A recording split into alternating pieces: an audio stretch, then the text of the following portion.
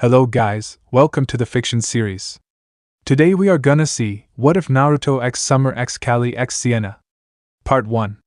Huge shout out to NeonZangetsu for this story. If you want more awesome fanfiction like this, don't forget to hit that subscribe button. So without wasting any time, let's get into the video. A streak of fire tore through the night sky just above Menagerie. Like a falling meteor from on high, it carved its way across the heavens, a veritable lance flung by the gods themselves toward earth. Trailed by beautiful embers bright and bold in gold, it looked like a great wound in the world itself. She'd never seen the like before. Truly there had never been a lovelier sight in the night than this. Kali amused herself by watching it from her window, if only because she had nothing better to do this evening. "I wonder where you came from," she murmured aloud as she watched the bright, burning sight. "What stories could you tell me?" Whatever it wasn't a shooting star.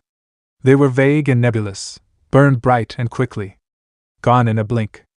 This strange astro visitor had been searing its way across the sky for the better part of an hour now, and still it seemed no closer than before.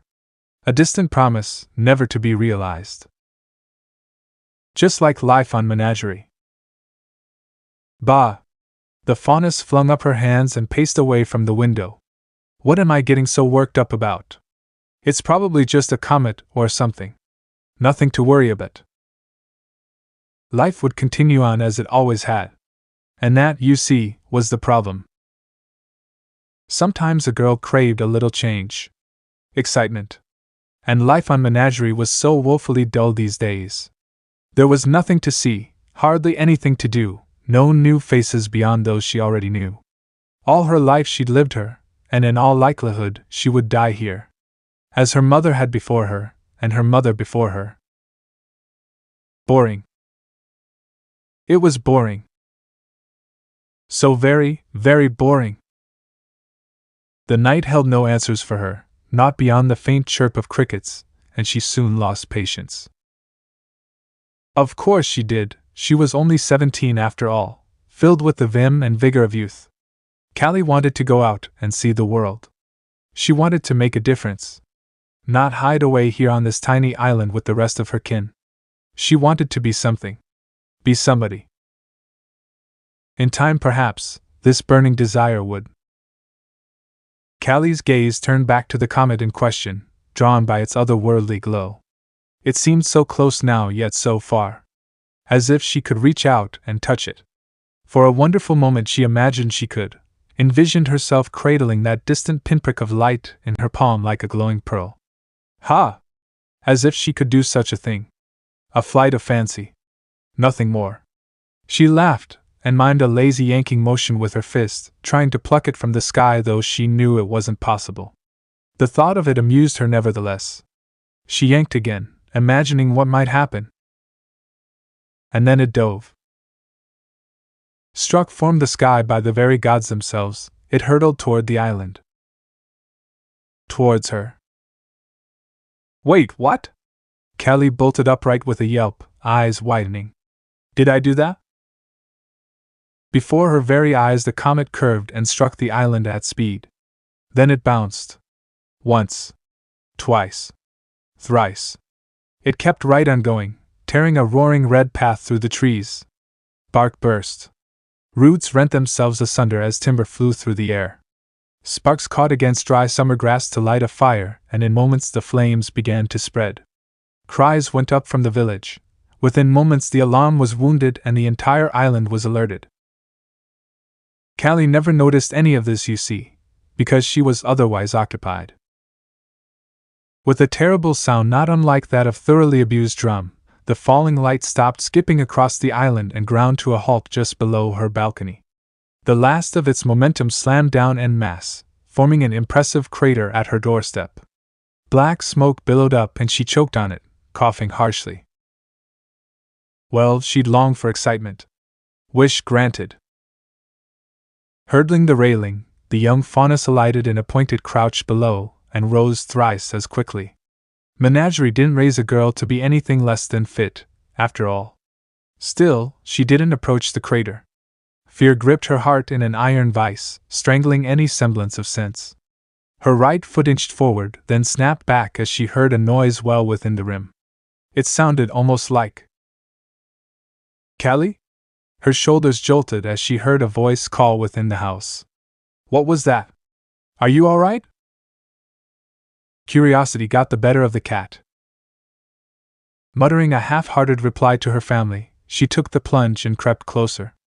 Golden eyes squinted against the haze. Raising an arm against her mouth, she dared to lean over the lip of the deep divot. What she saw there stole her breath away and threatened to shatter her sheltered world entire. That wasn't a space rock down there. That was a person. Oh! A little Kali cooed in the back of her head. This was just like one of those fantasy novels she liked so much. I get it now, her frantic mind babbled. I must be dreaming. Must have been that wine Sienna gave me. This can't be real. Exciting things don't happen here. How little she knew. But delusional or not, the thought lightened Kali's heart and banished her worries like a sea breeze. She dared one step forward. Then another. Another now. Surely if this was a dream, she had nothing to fear, did she? Nope. Nothing at all. Everyone knew you couldn't get hurt in a dream. And if this was some fancy of her imagination, well, might as well see where it lead, no? She drew her skirt up and slid down into the crater, dirt and debris crumbling beneath her sandal-clad feet. Already she could see the stranger rising within, shaking himself like a wet god. That hurt. Oh, wow. Her mind babbled. He's well fit. At this range it was impossible not to notice him. Blonde eyes, framed by a strong jawline, whiskered cheeks and a shaggy mop of blonde hair. He was definitively of the male persuasion. His clothes were a tattered mess, black and orange rags burned over a ragged mesh shirt exposing his torso to the world. Those trousers weren't much better. There wasn't a scratch on him. Yet more proof this was a dream. You couldn't fall from a height like that and not get hurt. It just wasn't possible. Hello there. She waved at him. And who might you be? The newcomer rounded on her.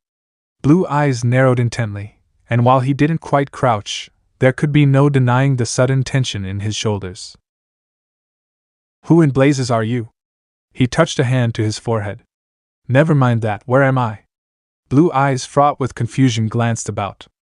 I was fighting Kagai, I think? His brow furrowed yet further as she looked upon him. Everything's fuzzy. Kali glimpsed the strange mark on his hand and frowned at it. Right, act friendly. Wouldn't do to spook the poor lad. This wasn't one of those dreams, was it? She'd not had one of those in a while. How quaint. Well, aren't you an odd one? Kali felt her ears begin to twitch as she regarded him. Tell me, who or what are you? Alas, her tongue betrayed her completely, and she began to babble despite her best efforts. A warrior? A doctor, perhaps? Something else? Something more? Less? Well? That's a lot of questions. The young man recoiled, rocking back on his heels. To answer the first one, Naruto? That's my name, I guess? Does that help? Splendid. That settled introductions. Now that's a fine name, isn't it?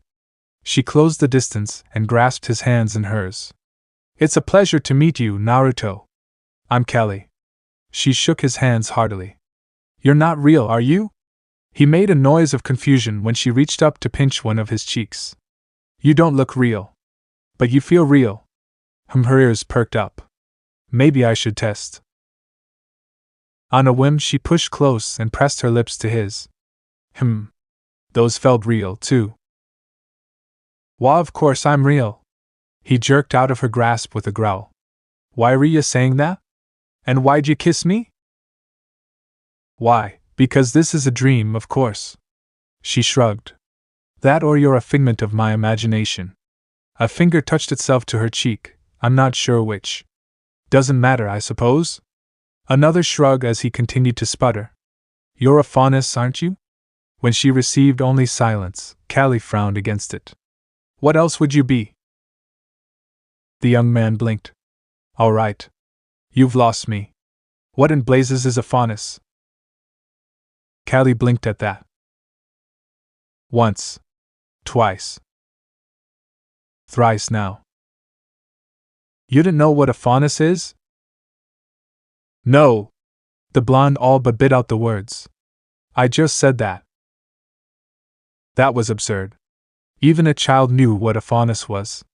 It would be one thing for him to claim not to be one. Many denied their heritage all the time, but for him to not even know that implied something altogether less pleasant, something impossible, something straight out of her books. One of the more exciting ones. Did you hit your head or something? His brow twitched. This from the girl that kissed me out of the blue? Realization dawned. Oh. Kali's face began to burn. Oh dear. But she had. Her mind slowed to a crawl as she began to comprehend the enormity of what she'd just done. All hands, full stop. She looked left. Looked right, and found no escape. The consequences of her actions caught up to her at once, and there was no mercy. Unbidden, her tongue flitted out, tasting her lips, imagining his against hers again. Gah. No! Bad kitty! Deny, deny, deny! This wasn't happening. Full denial. This was a dream. Absolutely. Nothing more. Well. Kali coughed into a fist to hide her flush. This is a very strange dream indeed. Naruto flung up his arms. This ain't a dream. As far as first impressions went, there's nothing short of memorable. A wayward warrior and a girl with an overactive imagination, one who thought him little more than a passing dream. Two strange souls meeting across the universe, like two ships passing in the night. A fox and a cat, none the wiser of what this meeting would transpire. Their union would forever alter the face of Remnant. But for better or worse? Who could say? Menagerie was beautiful. In hindsight, that was the first word that came to Naruto's mind when he saw the island by day. Make no mistake, it was an island, not a terribly large one, but an island nonetheless. Warm ground caressed his feet as he walked in the market. Lush green forests greeted his eyes, coupled with white sands and crystal blue water as far as he could see. It was a paradise in spite of its size. To say nothing of the people. So many people. Everywhere he looked he saw those who weren't quite human, men with horns and fangs, women with tails and scales. Some of them even had gills. More than a few looked upon him with quiet awe as he walked by. He didn't much like the reverence in their eyes, least of all the way they looked upon him like he was something more than them. Knowing why only made it worse. He had no one to blame but himself. You didn't fall from the sky and scar an island without drawing some notice. Perhaps had he been more cognizant last night, he would have said something to the people. Tried to run damage control before the fair folk of Menagerie made their own assumptions. As things stood, he'd been too tired to even consider the ramifications of his actions. Kali had offered him a guest room and he'd gone to bed almost immediately.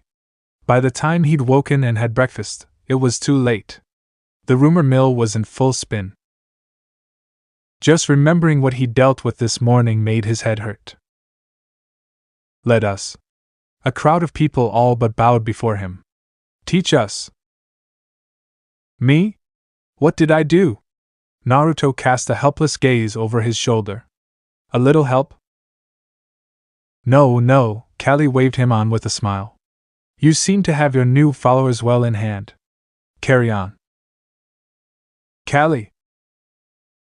All right. Give the man some space, people. He shook his head and banished the memory as he slipped through the streets after her. These people weren't simple by any means or measure. He'd simply done the impossible in their eyes. Apparently one miracle could be written off as something called a semblance, and he still didn't know what that was. But he had gone well past that. Maybe he shouldn't have spammed those shadow clones to clear up that Monsieur fetch all that food or help people or a lot of things. The list went on. All this, just because he just wanted to help. Now, far as these folk were concerned, he was the second coming of their god. Which was something of a problem, because last he checked, he wasn't one. You may as well be one to these people. Kurama's input only made matters worse. Use your senses. Not a single soul here has chakra. Not as we know it. On a whim, Naruto did just that. Sure enough, the truth alarmed him. Some of these people certainly had something, but whatever it wasn't chakra. Was it? Strange. It didn't feel like chakra. Had he fallen into a new world, or simply the future? He had no way of knowing, and that frightened him.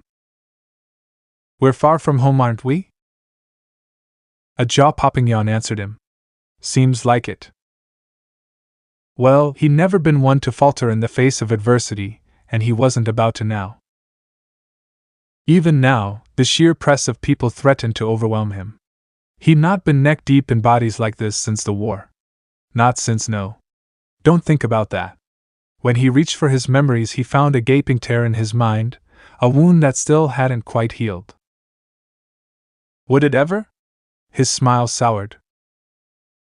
Deep breaths now, dream boy. Kali patted his arm as she sashayed past, hips swaying. Follow me and don't get lost. Naruto laughed and took the distraction for what it was. I already told you this ain't a dream. I know. A golden orb winced over her shoulder. It's just fun to tease you. Now, come on. Naruto rolled his eyes and waded in after the grinning girl. Think Abijadama would sort her out. Kurama, no! No blasting the island. Just a suggestion. He took comfort in what little she told him of this place as they made their way into the market. Menagerie wasn't all that large compared to most places he'd been. Nearly 2/3 of the landmass was comprised of desert, forcing the resident faunas to congregate on smaller areas like this, thus resulting in small and dense settlements. The biggest settlement here was its capital, Kokuana, in which he currently found himself. It wasn't a bad place per se, he just felt hemmed in. No doubt many of the folk here felt the same. 2/3 desert, eh? Maybe we should do something about that. Naruto nearly missed a step. Can we? We couldn't before. We can now. You know why. When did you get so proactive? What can I say? His partner chortled. I'm feeling generous. Must be all the worship. He really could prove Kali wrong if he wanted to. And there was a long dormant piece of him, now awake, that was tempted. While she may have accepted his existence, she'd all but denied the possibility of him hailing from another world in its entirety. Honestly, it made him a bit cross. She'd realize the truth sooner or later. That, at least, would be something to look forward to. Aha! There we are. Kali's voice snapped him back to reality. Say what now? Hey, Elysia. Rather than answer, she glided past him to approach a fruit stand and a girl with long rust-red hair lingering behind it. One mango, please. Brown eyes flicked to him. Not getting one for your boy? Kali sighed. He's not mine. No?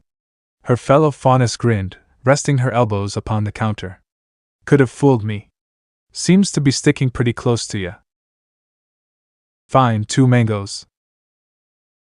Naruto blinked, somewhat taken aback, and considered the woman anew.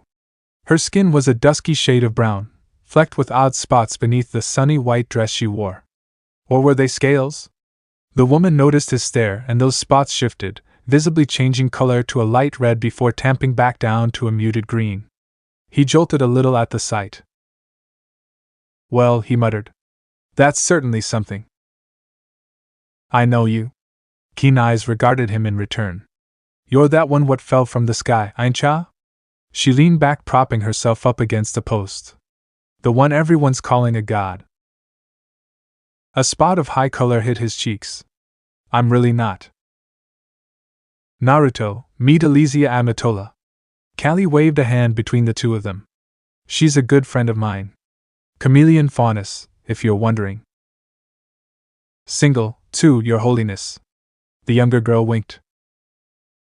Naruto nearly choked on his mango.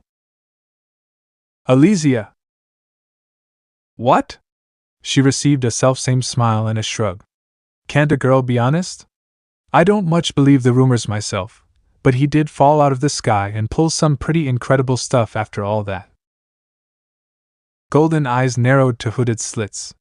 Grow much do I owe you? Darling, the show was payment enough. Hey, she's got fire.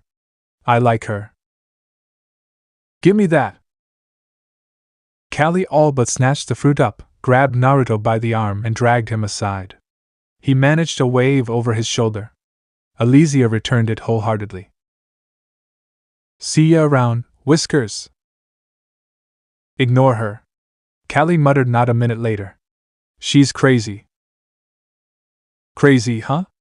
Naruto turned a bland look upon the cat Faunus. I'm beginning to think you're no exception that rule. Haha, very funny. She swatted at his arm. Don't quit your day job, dear. Her words spoken in jest hit him like a sledgehammer. The smile slipped from his face, and the ground threatened to open up beneath his feet. Job. Purpose. What was his here? What should he do? What indeed? He had done his best to repair the damage made by his little crash landing, but now what? Where did he go from here? Moreover, where could he go? Kurama swore softly. Oh boy. I don't have one. Kali found herself, dragged to a halt. I'm sorry? I said I don't have one. Naruto whirled away and lengthened his stride to pace. I don't know why I'm here, how to find my way home, or even what happened.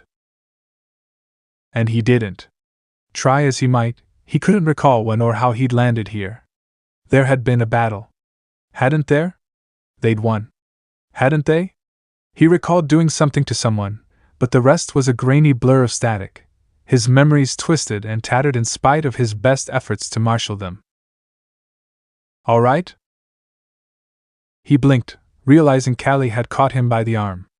With the other she drew him close and laid a hand on his. Strange as it might sound, that concerned look of hers gave him strength. Right, then. If he couldn't think something to Dahen, he would find something. He had to. He must, if only because the alternative threatened to drive him mad. I will be. He swallowed his fear and straightened. Hey, I could help out a little more, you know. I'm stronger than I look. Kali misunderstood and flushed. The day I believe that is the day mankind walks on water. Miracles only happen once. Bull. He grabbed her by the wrist. She bridled. Wait, what are you doing? Come with me. He tugged her toward the coast, and the world blurred. A meteor struck Menagerie? Ashpin considered the report before him. Perhaps he ought to have someone investigate. Ha! What say you now? Kali blinked. Once. Twice. Thrice. When Naruto first brought her down to the shore, she'd not thought much of it. Maybe he wanted to go swimming. Clear his head. Something like that. Boys did that sometimes. No, she hadn't deemed it worthy of any real concern. And why should she? Naruto was a strange sort, all right, but she was sure he was normal. Until he did this. Men didn't walk on water. It just wasn't done. It couldn't be. Is that a semblance? She touched one hand to her mouth to hide her awe. No. It's chakra. So let's see here. She tilted her head and began to count off the fingers of one hand. You can walk on water, create blasts of energy, and run faster than light. What are you, Monty or something? You pulling my leg here, Buster? Naruto crashed down into the ocean with a laugh. Again with that. You keep distracting me. Kali giggled behind her hand. It's what I do, dear. As she looked on, her peculiar blonde thrashed his way upright and somehow found traction on the glass surface of the sea. Sopping wet, he shrugged his way out of his jacket, revealing the thin mesh shirt beneath. Wow! That was certainly something, wasn't it? He whipped the soaked garment toward shore, where it landed with a wet splat. His shirt joined it soon thereafter. Oh! He was certainly well fit, wasn't he? He caught her staring, the fox devil. You're enjoying this, aren't you? Oh no. Kali waved a hand to fan herself. Was it hot in here? By all means, continue. Hey, if he was going to offer her a show, then she was going to watch. Nothing wrong with that. Blue eyes met gold. You're drooling. Not at all. She hurriedly dabbed at her chin. By all means, dance on, or whatever you're doing. His eyes flashed. You want to dance? I'll show you a dance. He blurred back toward the shore. Toward her. Wait, what are you doing? Quick as a flash, he grabbed her by the hands and raced back out onto the water.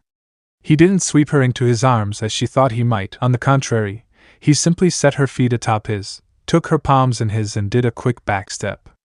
Then another. Followed by another. Yet another. In a matter of moments they were out of the shallows altogether. Gah! She clung onto him. Don't you dare let go! Wouldn't dream of it.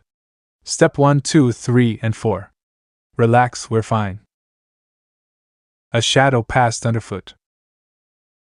Kali only saw it in her peripheral vision, a sudden shifting of something in the waters below. Naruto was the one who reacted first. He absolutely blurred. Move! He whirled and flung her back into the water. In the same instant, a towering pair of jaws burst from the sea and swallowed him whole.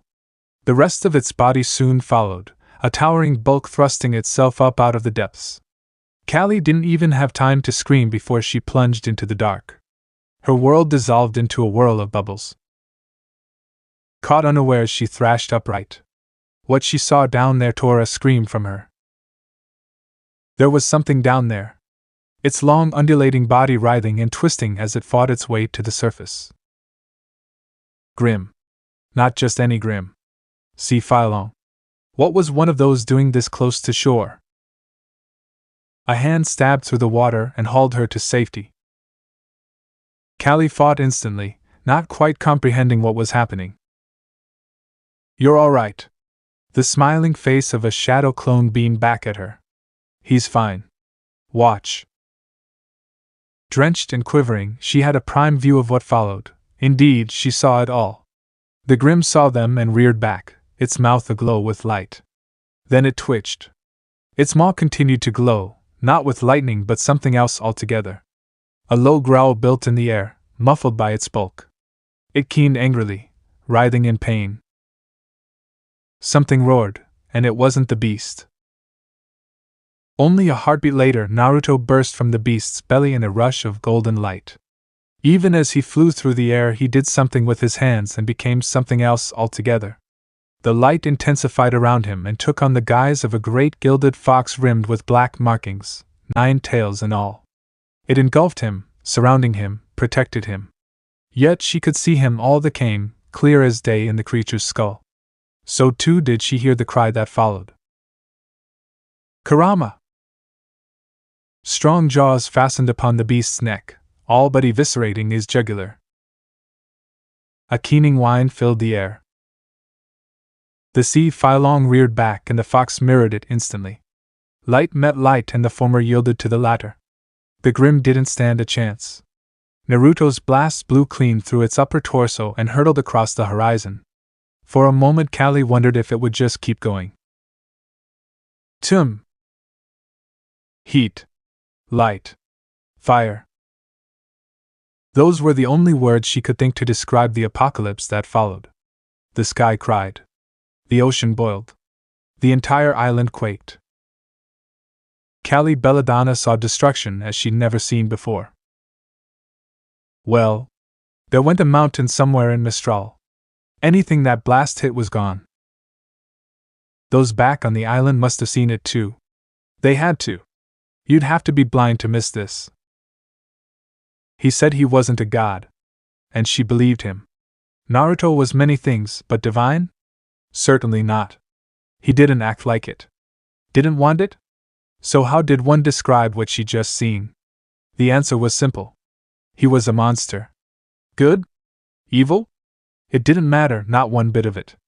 Not after witnessing this.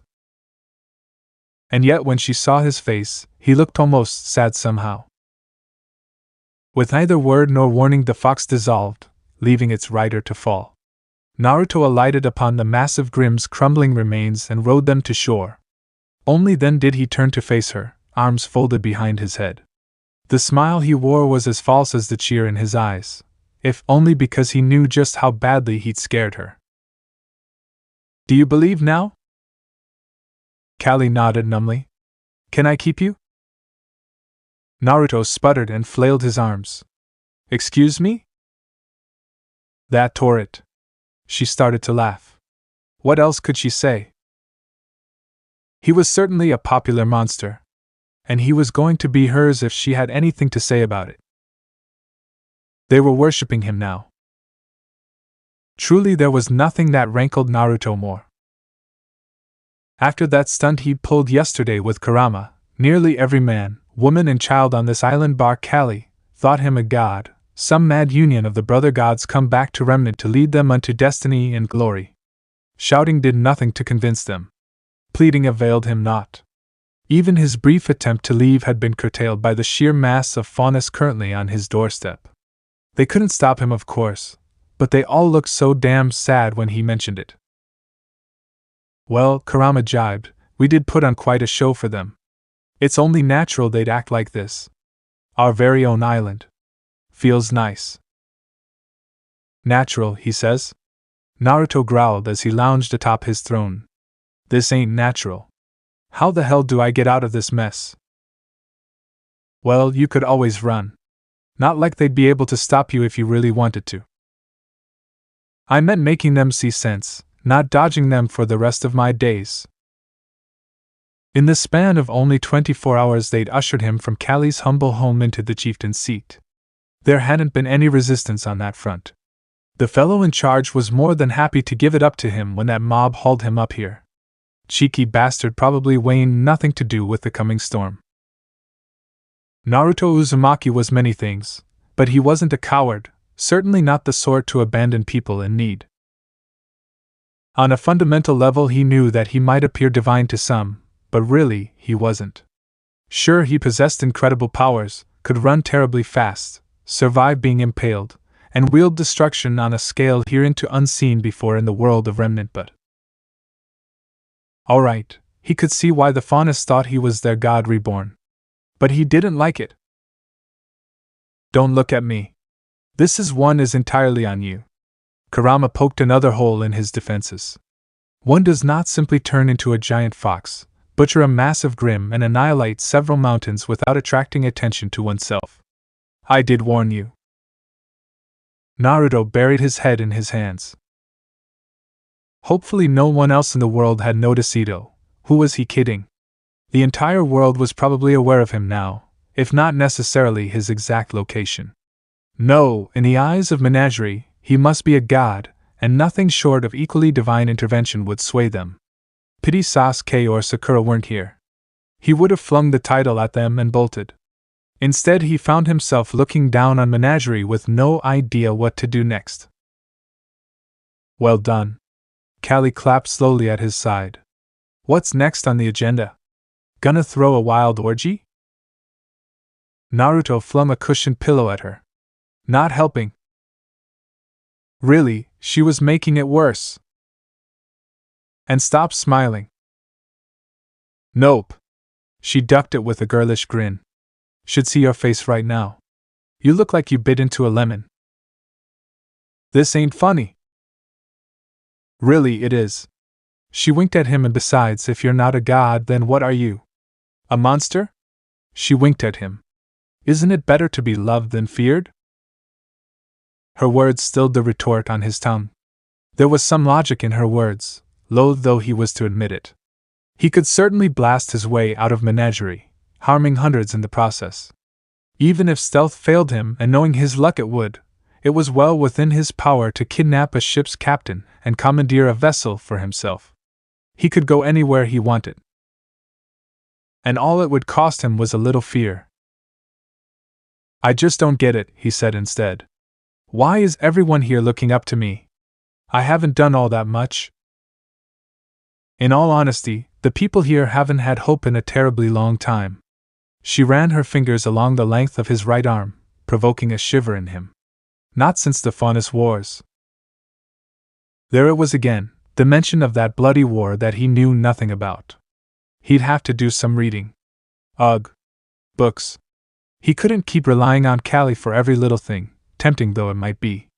He needed to learn about this wild world he found himself in, just as he needed to discover if this really was another world, the past, or perhaps some far-flung future. "Do all the Faunus live here?" he asked instead. "The village seems cramped." "Not all, but most," Kali confided in him. "The world, well, how do I put this?" She looked away with a grimace. "It's not necessarily a bad place, but I wouldn't call it good, either." Her hand left his arm, fingers trailing his as she moved to the balcony. "The memory of the war is still fresh in the minds of many. The war that we won, and yet—" A strange sensation sparked to life in Naruto's chest as he followed her. He didn't know what to make of it. "I know you're not a god." She laid her arms down on the railing. "Gods are divine. All-knowing and cold." A golden eye flashed at him over her shoulder as she stole a glance back at him. "They left us a long time ago. If they really cared about us, any of us, they would have come back a long time ago. Besides," and here she winked at him, "you're too warm to be a god." There it was again. Why did his face feel so damnably warm? Right. That settled it then. He needed some fresh air. Naruto turned away. Kali's gaze snapped to him. "Where are you going?" "For a walk." "That sounds nice." Kali shadowed him, her smile only a little anxious. "I'll go with you." Naruto frowned. "I'd rather be alone right now." She shook her head. "That's really not a good idea." His brow furrowed. "Something you'd like to tell me, Kali?" "Maybe not so much tell as see?" Her ears twitched atop her head, flattening under the weight of his stare. "Kali. You're gonna get mobbed, you daft boy!" She burst out before he could continue. "Think for a second." A blonde brow rose. "Eh?" "You take one step out those doors without an escort, and I guarantee you're going to get swarmed." She stabbed a finger at the still swelling crowd below. "There's already a throng of people out there wanting to see you.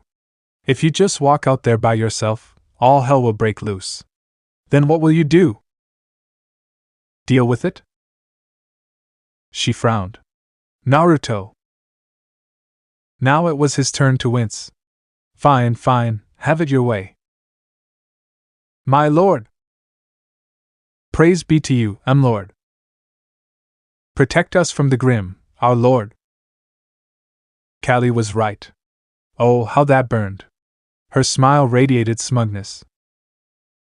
If the fervor of his arrival had been bad before, now it was at a fever pitch. People crowded around him the very moment he emerged, asking for his blessing, for his touch, for his words, as if such a thing mattered. If not for the guards she'd suggested, the two of them would have been buried straight away. Even then, moving forward required a physical act of patience on his part. The people weren't keen to move. Everyone wanted to see his face, and even when faced with the blunt end of their halberds, they still persisted. "See?" Kali all but preened. "Told you this would happen. Aren't you glad you listened to me?" Naruto wanted to run and hide. Really, this was getting out of hand. Had every Faunus in Menagerie come to see him off? Kali tugged at his wrist, forcing him to raise his right arm. The shouts that followed nearly left him deaf. Say what you would about her, but she knew how to please a crowd. Smile and wave, dear. Make way, blast you! A new voice cried. I'm late. A tan woman with striped shoulders and striking golden eyes thrashed her way to the front of the crowd, looking positively harassed. Idly Naruto noticed that she too wore the same sigil and black-on-white tabard of those tasked with protecting him. Right. Protection. Because he clearly needed that. Hey, Sienna. Kali dared a wave at the newcomer. Why are you wearing that uniform? Don't read into it. The young woman huffed and planted a fist on her hip. I'm just helping out the old man on patrol after last night. Why didn't you tell me you were taking him out? His friend tittered into a palm, smile gone brittle as the guardswoman slipped in between them. Must have slipped my mind. Something told Naruto it hadn't. Still, he grimaced despite himself. I really am sorry about that. My clones'll have the mess cleaned up in no time, I swear. It was the wrong thing to say, because it immediately brought her attention to bear upon him. There was an edge to her gaze, a rawness Kali lacked. Golden eyes flitted up and down the length of him, considering him as one might a fine cut of steak. He wasn't sure he liked the hunger lurking behind those eyes. You're the guy that slammed into the island? Sienna's brow shot straight to her hairline. And fought that giant sea Grimm? I call dibs. Naruto nearly choked and desperately thumped his chest with a fist. What is with the women on this island? Sienna, Kali cooed, you're like a sister to me, but I will cut you. I saw him first. The people pressed closer around them, muffling her reply. Just give a blessing to them and be done with it, already. Kurama's voice interposed itself over his thoughts. Trust me, they'll never stop until you do. Despite his discomfort, Naruto dared a smile. Speaking from experience? Unfortunately. Fine. With a long-suffering sigh, Naruto raised a hand. All around him, the people went still, awaiting his words. He failed for the words as the silence stretched on. Damn it! Say something! His tongue betrayed him spectacularly. You meet ramen and be well? Everyone went mad. Our Lord speaks. It's the food of the gods. Someone fetch him a bowl. At once. Kali coughed into a fist. Sienna slapped a palm to her forehead. Kurama was far less subtle. Dolt. I panicked, all right? Please, my lord. A woman buelled her way through, startling him before he could think to Sasuke another step. My son! He's sick. You have to help him. Naruto recoiled. What?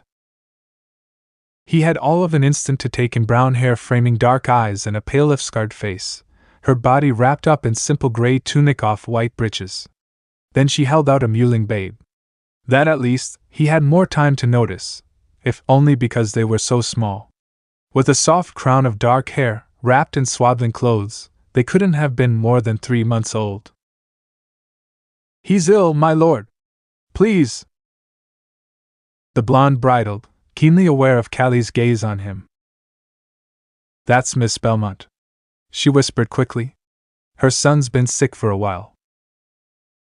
Can't she take him to a doctor or something? Naruto hissed back. Why give me to me? You think she hasn't tried? His right eye twitched. Damn her and her sense. If you do this, there will be no going back. Kurama's words were black on his heart. The feats you've done so far might be explained away or blamed on someone else, but if you go around healing people in full view of others, well, you'll make a name for yourself. Naruto knew that. It went without saying. But a baby! Screw it. He thrust his marked hand forward. Let me see him. The woman shuffled forward, all but pushing the child into his arms. Naruto stumbled for a moment, but managed to right himself. The boy was light. Too light. Why was his skin gray? Have you been feeding him? He won't drink, my lord. He barely even cries. Don't call me that, he muttered, feeling a flush of shame. I'm no lord. Shifting his grasp on the boy, he tucked them into the crook of one arm and brought another, his marked palm, to bear upon him. Carefully, delicately, he pushed a thread of chakra into the tiny body, unwilling to tax his already overburdened body. What he found there alarmed him. There was a darkness in the infant's veins. Nasty stuff. Very nasty. It almost felt like poison. Who would poison a baby? And why? He echoed Kurama's concerns. Another mystery to solve. But later. For now he had work to do. He'd saved a man from the brink of death and regrown an eye. Surely he could this. It might admittedly more difficult, but he felt himself equal to the task if nothing. And so he turned his attention inward. To simply ignore a sick child, well, that wasn't his way. All right. Focus.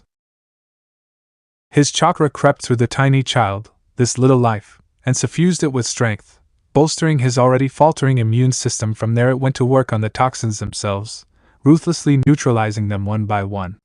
He wasn't sure how much time passed. Minutes? Hours? It felt like an eternity. The buzz of the crowd faded away, little more than an annoying bleat in the back of his brain. Before his very eyes, the babe's pallid skin regained some semblance of color. That little face screwed up, their nose wrinkled, and then Kurama rolled his eyes. Here we go. Wah wah! That was a healthy, lusty cry, the shriek of an infant who demanded to be fed, and fed now. Naruto jolted in surprise, but the boy's mother was there, sweeping her child away into her arms. It was the spark that started a fire in the hearts of those watching. It's a miracle! Someone cried. He has healing hands. Praise be! Naruto scratched his cheek and heaved a sigh as they continued to babble about him. Well, there was no stopping them now. He'd sealed his fate. A destroyer was one thing, but a healer? His name was going to be on everyone's lips for days. Was it wrong that he took a little pride in that? He'd healed that boy. That little one would live because of him. See, that's he's fed. A rueful smile tugged at the corner of his mouth. What's his name? Trevor, she murmured, holding the mewling boy to her breast. His name is Trevor. Trevor Belmont, eh? Naruto touched his forehead. Sounds real special. The babe cooed softly and his mother retreated, babbling her thanks. Kali pressed into his side. Well, look at you. Didn't realize you were such a softie. His lips pursed into a thin line. Not a word, Kali. I mean it. Her eyes glittered. Softie. You'd make a good father. Naruto looked back, only to find Trevor and his mother were long gone, lost in the sea of people. Blast it, he swore softly. Forgot to ask her how he got sick. You can always asking later. I've got the measure of the boy now. Shouldn't be too hard to find him again. Should he? Strange as it might sound, he felt invested in little Trevor's well-being. What it fell again? No, this was something to investigate, not forget. If some lunatic was running around poisoning children or worse, he would put a stop to it. What kind of man would do such a thing? Dunno, but whoever they are, they'll regret being born. On that, they were in agreement. Yes, very touching. Sienna made a grab for his arm, snapping him back to reality. You're holding up the line. Get moving! She turned to go, only to stop short ahead of him. He nearly walked into her back, bowling her over outright. Not the time, Taurus. Naruto heard Kali growl over the crowd. This is precisely the time. A new voice inquired, speaking in a low contralto. Move aside. Naruto sighed. Oh, for the love of... What now? Craning his neck around Kali's shoulder, he found himself regarding at a fiery red-headed woman wrapped up in dark leather armor. Her eyes were sharp and keen, her skin pale, and though her face was dirty, she looked noble despite it all. The crimson swords hanging at her hips were decidedly less so. Worse, the emotions he sensed from her were nothing short of boiling. You're the one, then? She considered him intently. The god that fell out of heaven? Kurama whistled. Well, that's certainly a nice pair of. Naruto coughed harshly to drown him out. What's your name? My name is Taurus. The blades flashed free in the light. I would have you prove your worth. Prepare yourself. Naruto squinted. Prepare myself for Wayao. His legs kicked backward as the twin blades flickered at his face.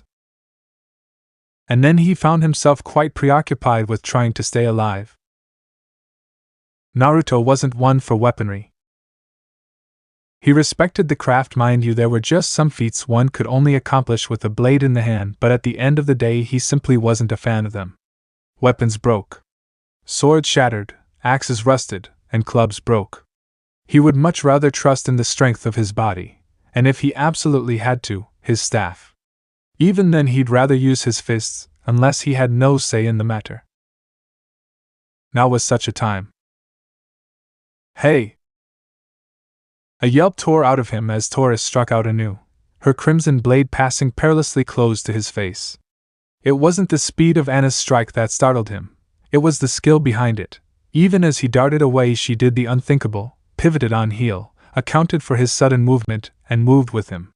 She still missed, of course, but the fact that she was able to follow his movements at all was frankly alarming. Naked steel tried to kiss his whiskered visage and failed by the narrowest margins.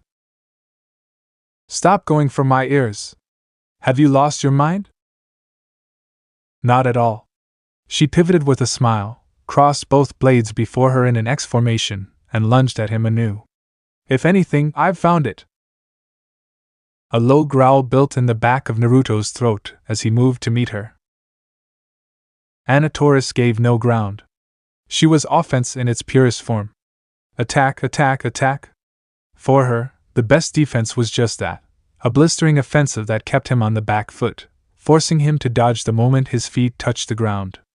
Really, he would have admired her skill if she wasn't so hellbent on using it against him and if he weren't afraid of breaking her like a twig. After all, if a freaking sea dragon was that fragile, then he daren't imagine what a person was like in this world. You've shown yourself to be a healer, she hummed between blows, but are you a warrior? You're hesitating. Attack me. Hey! The slight pricked at his pride. I'm trying. Lies. He parried furiously, looking for an opening, but she just kept swinging. No matter how many times he knocked her down or sent her sprawling, she came up swinging. He would have to pin her at this rate, and there wasn't a task he was looking forward to. I keep saying. He shouldered her aside, broke her guard, and smacked her atop the head with his staff for good measure. I'm not a god. Get it through your thick skull. That remains to be seen. She rode the blow and cut out at him, causing him to sway around her sword like a leaf in the wind. Try harder. His foot slipped on a muddy patch of ground. Anna capitalized instantly on it, slamming her horned forehead into his. Stars flashed before Naruto's vision to send him reeling away. With one sense momentarily handicapped, the other sharpened. In an instant he became aware of the crowd buzzing around them, onlookers visibly vibrating with anticipation. He could feel Kali's eyes on him. Sienna too. Even Amatola was watching.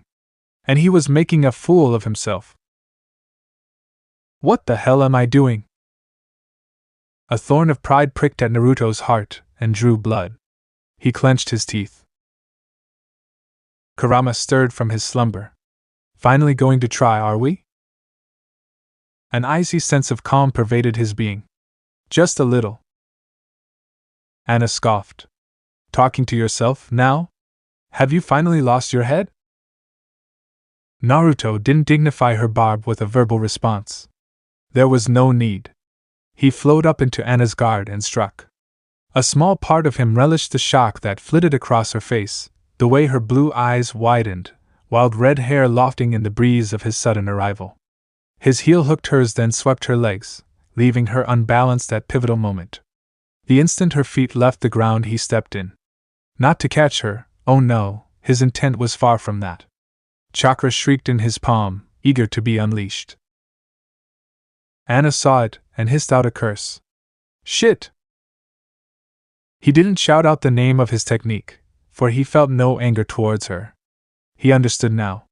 The only way to stop someone like her was to defeat them. Beat them so badly that they'd come to realize the error of their ways.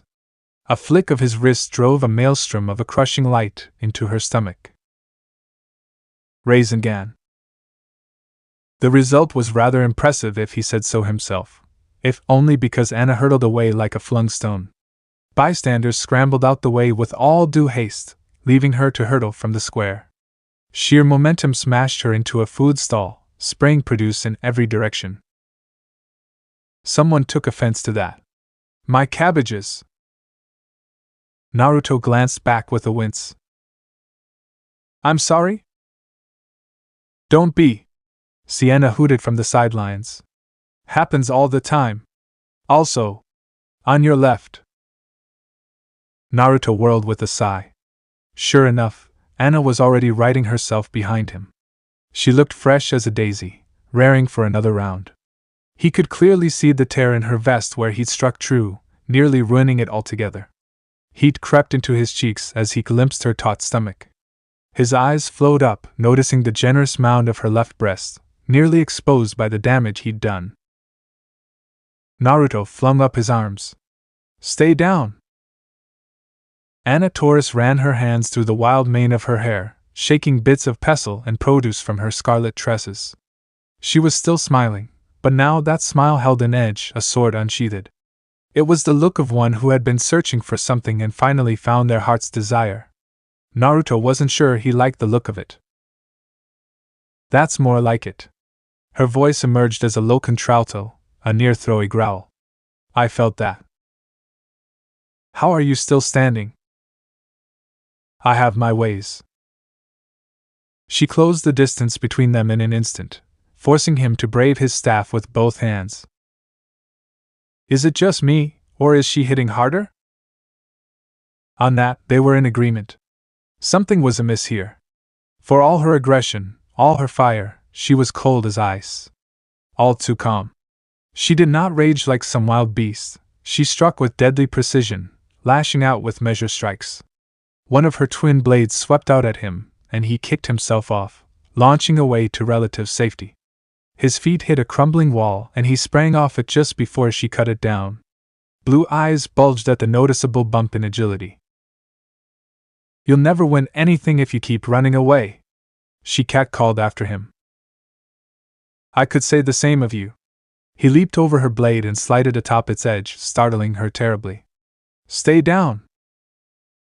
A spinning kick sent her sprawling out into someone's yard, hopes dashed among the green grass. She tried to spring back up, but here at last, her feet failed her. Naruto lowered his leg, not quite willing to do the same with his guard. You done? Not quite. Her gaze rose.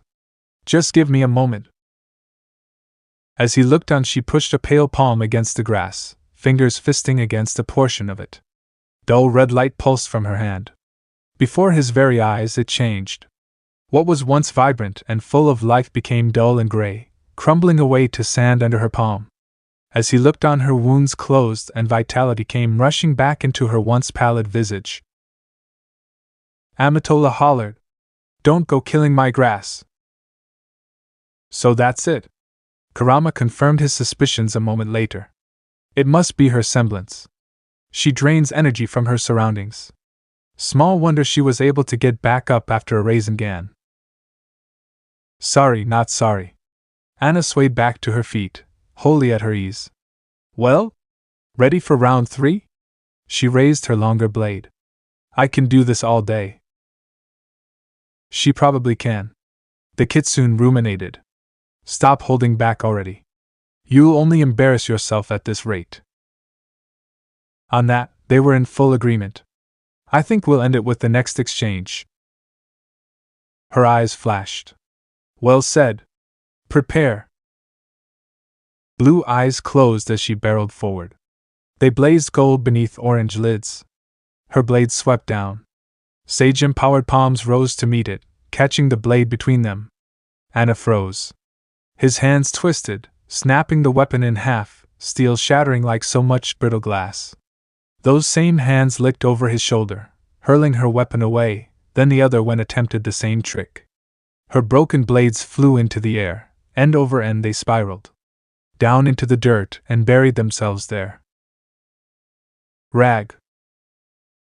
Here at last Anna snarled, abandoning her composure.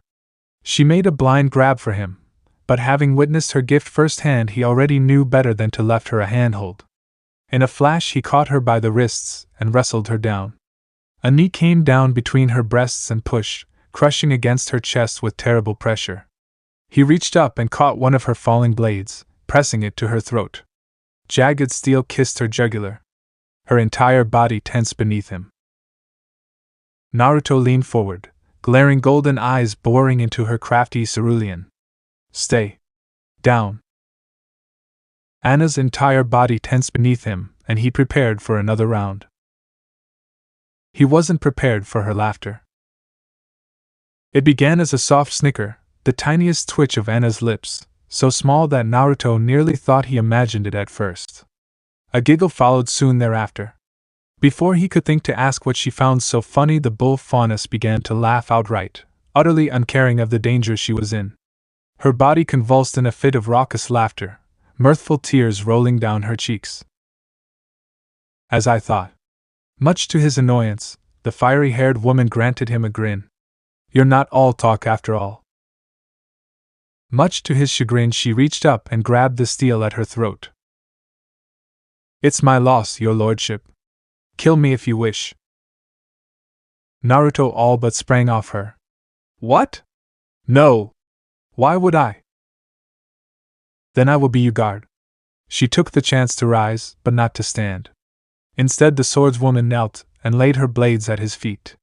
My life for you, my body for you, and my swords are yours. Her gaze flitted down. Well, they will be once I repair them. Sienna whistled. Damn. Did she just propose? Amatola tilted her head. I think she did. Kali twitched. Excuse you? In all fairness, Naruto had no way of knowing who he was speaking to, the mother of one Adam Taurus. A boy who would be a hero or a demon. A savior or a slayer. Fate had decided which yet. Right now he was too busy trying to ponder what the hell he just blundered into. A foghorn cut his musings mercifully short. He craned his neck towards it and frowned, somewhat alarmed to find a massive vessel steaming its way into the harbor. Judging by the silence that followed in its wake, that wasn't a good thing. And that is? Sienna turned her head aside and spat upon the ground. In the end, she uttered only one word. Atlas. Atlas had come to Menagerie. Naruto wasn't much sure what that this sudden arrival meant, for those of the Faunus Kali had hardly given him a history lesson after all, but judging by their aggravated looks and bustling bodies it couldn't be good. Many ran to their homes for shelter. Others clutched their children close in a blind panic. Still more went for their weapons, barking orders at one another and running pell-mell for the armory. It was both sad and worrying to see, but this chaos at least he could contend with. When people started looking to him for direction, not so much. Gradually, he became aware of more than a few gazing his way, Kali and Sienna among them. Was it too late to run away? They must have seen your little stunt. Mistaking his silence for anger, Sienna bit her thumb to stifle a snarl and whirled to face the harbor. Of course they'd come to investigate. Stunt? What stunt? Naruto whistled and straining in vain for innocence. No idea what you mean. No idea? Kali flung up her arms, hands splayed. You obliterated 2 mountains. 2. Kurama offered a long-suffering sigh in the back of his mind. I did warn you. To be fair, Naruto really hadn't intended to cause that much collateral damage. It wasn't in his nature to destroy things for the fun of it. Really, this was all just a terrible misunderstanding. How was he supposed to know that damn sea dragon would be so flimsy? He had next to nothing to gauge his strength against here. One might think a giant sea serpent would be just a little sturdier than wet cardboard. He jammed both hands into his pockets, realizing there was no way out of this. Well, there was, but he wasn't about to run across the ocean. He had no idea where to go. Blast. They were still staring at him, too timed to face the music, but did he have to? They can't prove we did that. Maybe not, Sienna allowed, but most of the island saw your little bomb.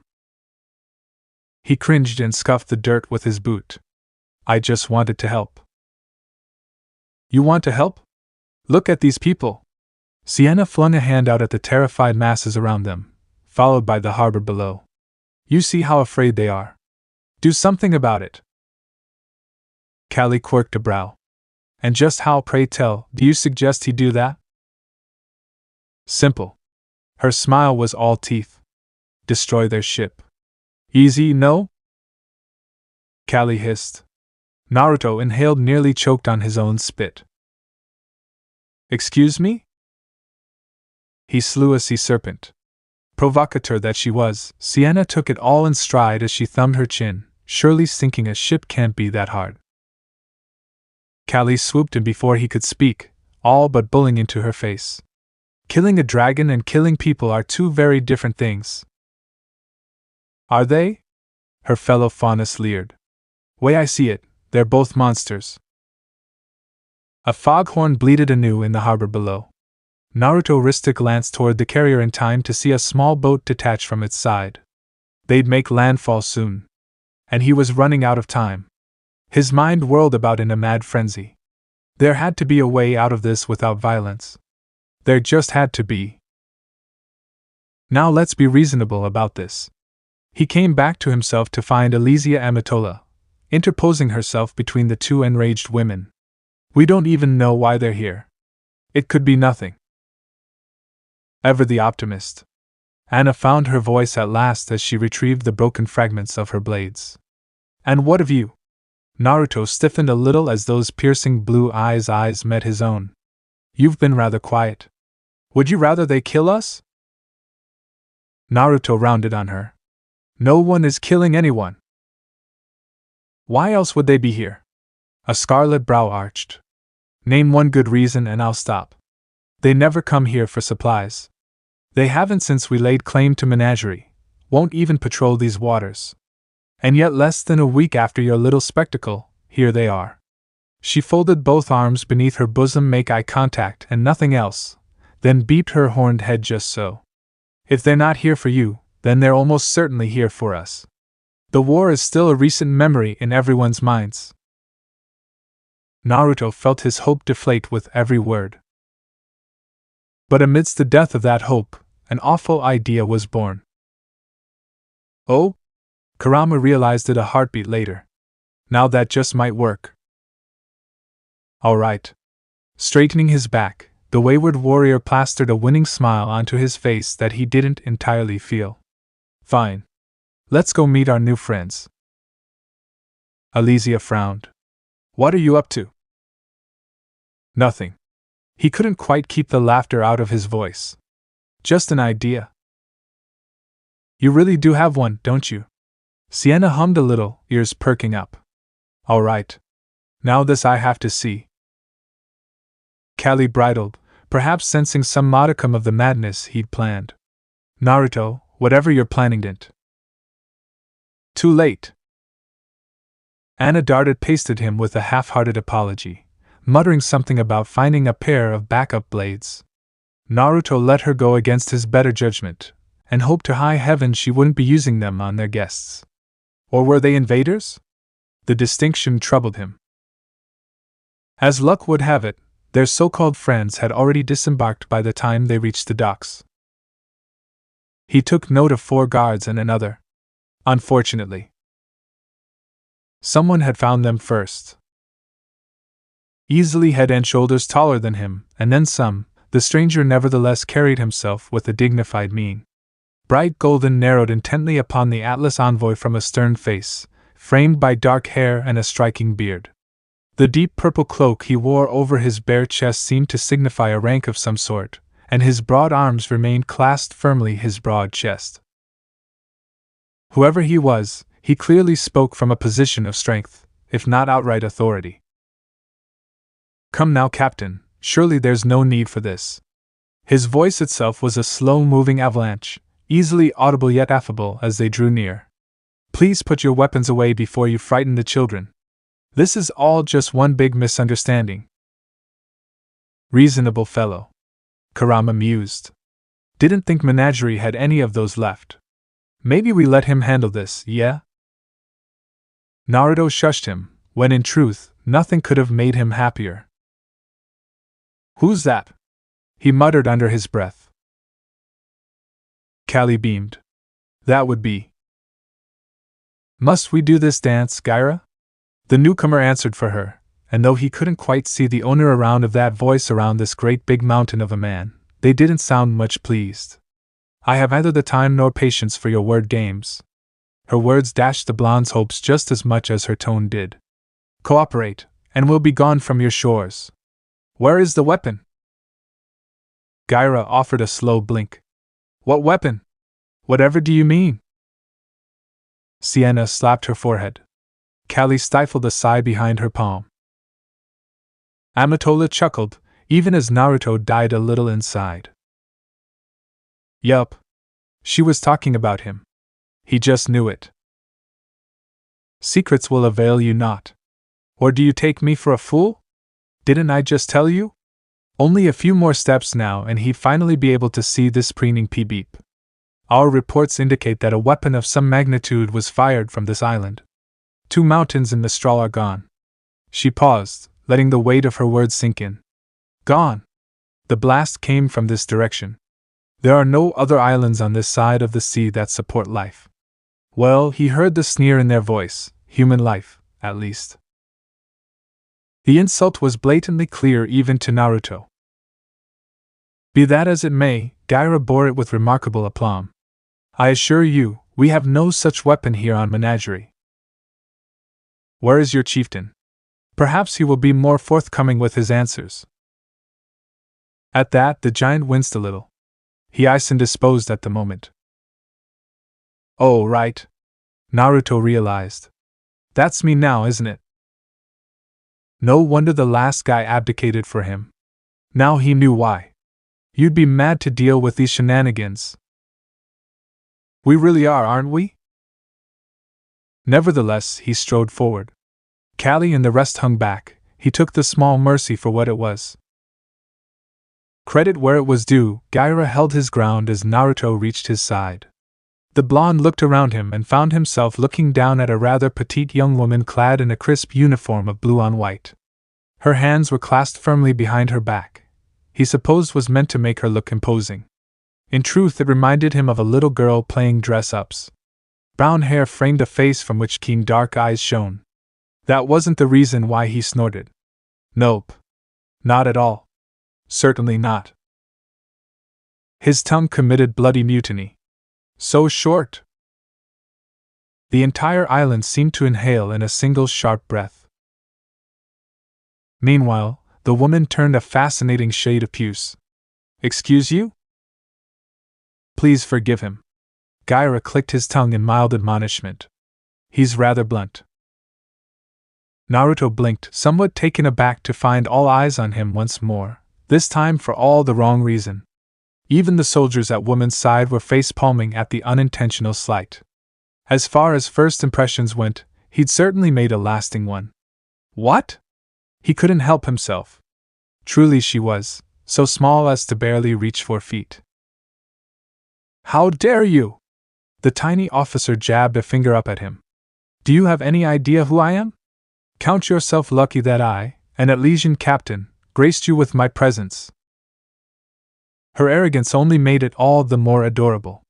Was he supposed to feel threatened? By this? A smile touched the corner of his mouth and he couldn't quite suppress a merry little titter of mirth.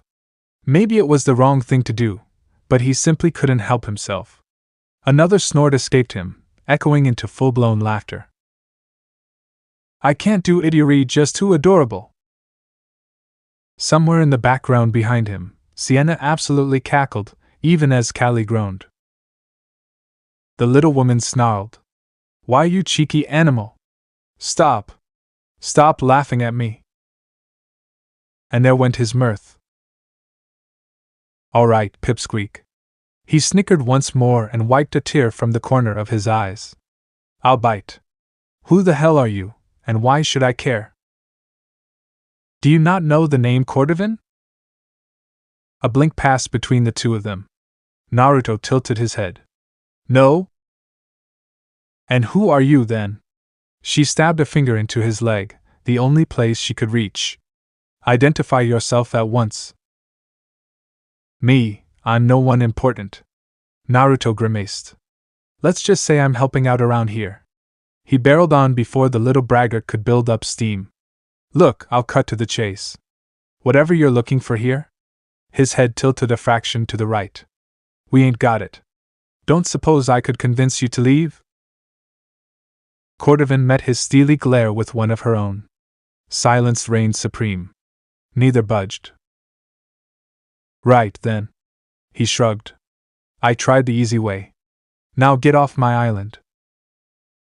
Rather than retreat, the Navy officer took the offensive. Greetings, citizens.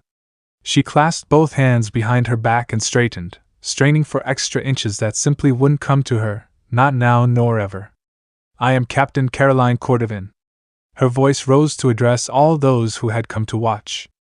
Rest assured, we're not here to cause trouble. We simply have a few questions. Questions, eh?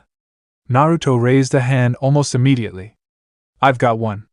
If you came in peace, then why are you armed? Insufferable little enough. Cordovan's gaze locked on him. Take the blonde one in for questioning. Kali hissed. Don't you dare! Naruto blew out a short, sharp breath. This mustn't register on an emotional level. Whoever this woman was, she was clearly an idiot. She radiated contempt. Perhaps that was why he felt so riled up. Maybe it was her all-too-stubborn insistence on being right. Regardless, he found he'd stomached all he could of her. Two of the soldiers moved forward to intercept him. He pivoted to face Kali, but didn't speak. He merely smiled. Sienna must have read the intent in his face, because she took a hand from her whip. Even as Naruto looked at them, his right arm blurred. There was no need to look back at his would-be kidnappers. A giant golden arm burst forth from his body, struck them head-on, and sent them flying. Unprepared for such an assault, Cordovan's guards crashed back into their fellows, left them sprawling into the water. They thrashed about in the shallows, clinging to the dock for safety. Cordovan recoiled. Why you? You don't seem to understand the situation you're in. Naruto turned back to face Cordovan. Behind him, someone he never knew who brought a chair forth for him to sit on, and he did so gladly, happy to rest his aching legs. If we're going to do things peacefully, that's the way it'll be. Peacefully. He steeped his fingers with a flinty smile. Because trust me when I say, you don't want the other option. You dare threaten me? The captain sputtered. I am the envoy of a nation beyond your comprehension. See, I can comprehend an awful lot. Naruto lounged on the throne, eyes narrowing with passing moment.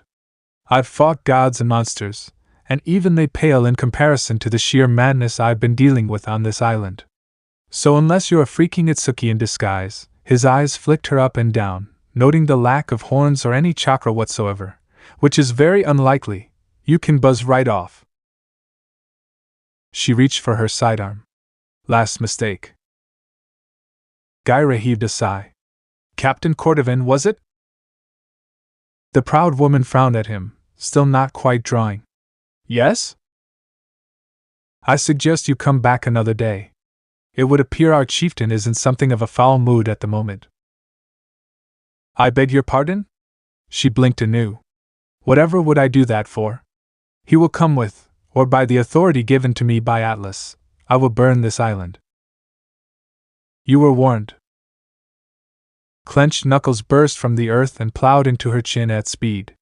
The impact was nothing short of spectacular. Caught unawares by the sudden ambush, she never stood a chance. A single punch hurtled her away into the air. She arced out over the bay, struck the hull of the cruisers, tore through it, and crashed into the sea. Behind her, the ship began to list dangerously in the water. Dibs! Amatola giggled. Naruto slapped a palm to his face. Not you too! Kali and Sienna rounded on the chameleon faunus as one. Atlas will not stand for this. Right. Naruto rolled his eyes and gave his captive a nudge. Whatever you say. Keep walking. His prisoner snarled obscenities that would make a sailor blush and dug their feet into the dock, trying their best to slow him. An admirable effort if misguided. They would have had better luck trying to push back against a mountain. As such, they only succeeded in grinding their pace to a crawl as he ushered them down the docks. From there the wayward warrior frog marched them right up to the dingy, unshackled their arms and legs, and promptly prepared to throw them in. Anna was waiting for him, a watchful eye on the huddled forms nestled within. She's the last one? Yup. The blonde nodded. Sorry that took so long. She fought me every step of the way. His prisoner squirmed like a naughty child. This isn't over. Despite all expectations and wishes, to the contrary, Caroline Cordovan had survived her near brush with death. By her manner alone, it was clear she would have preferred that to captivity. She'd been an absolute eyesore since they'd fished her out and thrown her in a cell. Now, with the prospect of imminent release standing before her, she'd seemingly made it her mission to make them miserable. I still say we should keep her with the rest. The bull faunus tilted her head, scarlet tresses falling a blue eye. She'd make a useful hostage. Cordovan squawked. Never! Naruto knew a joke when he heard it, but rolled with it regardless. Sure, but you'll have to feed her, make sure she's house-trained, take her for walks. Cordovan made angry Cordovan noises. You wouldn't dare! At length the swordswoman scoffed. On second thought, better to be rid of her. The other prisoners will do. We can ransom them off. Atlas will hear of this. Their cooperative shrilled. You're starting a whack? A crimson blade touched her throat, lifting her chin and cutting her words short while threatening to shorten her by a head. Her face drained of all color. Meep! I'm sorry, Anna's smile was placid, but her tone was pure steel. Did I break your concentration? Please continue. You were saying something all means, finish your sentence. Cordovan didn't say a word. Oh, you were finished? Taurus switched her grip, nearly cutting the officer's throat open. Well, allow me to retort. Get on the damn boat before I kick your corpse there. You know, Kurama mused, I think I like this one. She's blunt, has a wicked sense of humor, and a nice. Naruto gave his partner the mental equivalent of a kick before he could finish. Cordovan scarpered onto the dingy. Already filled with soldiers those they hadn't kept, it rocked precariously under her weight. It wasn't small, but not necessarily large either. With luck and fair weather, it might help them reach a port in Nostral. Only a fool would try and take such a ship to Atlas. Although their so-called captain just might try. Naruto stifled a chuckle behind his fist. It had Cordovan whirling to face him. Where is my ship? Sank it. He lied through his teeth. Tough luck there. Anna looked away, hiding the ghost of a smile. They had not, in fact, sunk the ship, but the prisoners had no way of knowing that.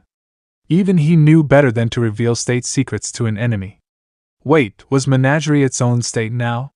If things continued apace, it might well be. The technology, fuel, and dust from that battleship would go a long way towards helping Menagerie get itself off the ground. We'll have your head for this. Right, Cordovan was shrieking at him. How long had she been at it now? He'd lost track. Her words were little more than a mindless bleat to him now, the wailing of a spoiled child denied a favorite toy. Honestly, it was beginning to annoy him more than he cared to admit. Switch with me for a second. Apparently Kurama agreed.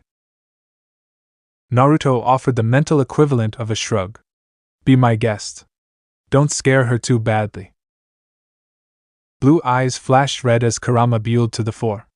A clawed hand flitted out, caught Cordovan by her collar, and yanked her halfway off the ship. His forehead slammed against hers, knocking his headband askew, sending her eyes spinning in her head. Naturally, she took offense. How dare you? You say you answer to some sort of authority. Kurama flashed his fangs at her, growling like a slow-moving avalanche. Your kingdom only wants us gone because we're an embarrassment. A hand reached up, cinching his headband back into place. Because we won't bow to you, because we do what they can't. She made to reply and silenced her with a snarl. What kind of authority is that? Tell your superiors to send someone better. And if they can't, stay away. A cataclysmic shove slammed her back into the boat and tore it free from its mooring on the docks, sending it skipping across the bay. Kurama straightened with a sigh. And my work is done. Anna whistled behind him. Impressive. I'm sure she'll remember that. Cordovan clambered up and shook a fist in their direction. I'll remember this. Just you wait. She's right, you know.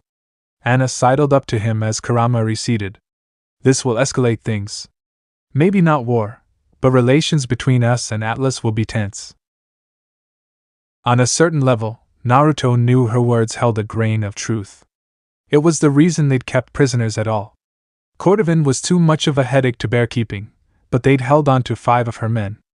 Hopefully that would encourage this Atlas to not bring a loose cannon around here again. His gaze flitted to hers. Wait a minute, his gaze flitted to hers. You telling me to lay low? Didn't think I'd hear that from you. Taurus clicked her tongue in a scoff. Perish the thought. Although, speaking of laying, Naruto didn't much like the look in her eyes. Her leg swept his. Utterly unprepared, he crashed back to the dock. There had been no aggression behind the move, as such he hadn't sensed it coming. His back struck damp wood and she landed in his lap, pinning him with the weight of her body. She leaned forward, her horns butting against his head. Marry me. Naruto's jaw dropped. Ha! How about it? Anna grinned as she sat atop him. I'm not picky about kids. We can have as many as you want. A hand ran down her bosom flank and he gulped a little, marveling at the peak of creamy pale skin lurking there. My family's always slow to show their age. I make a fair wage in my given field. Sounds fair, no? Naruto's brain rebooted.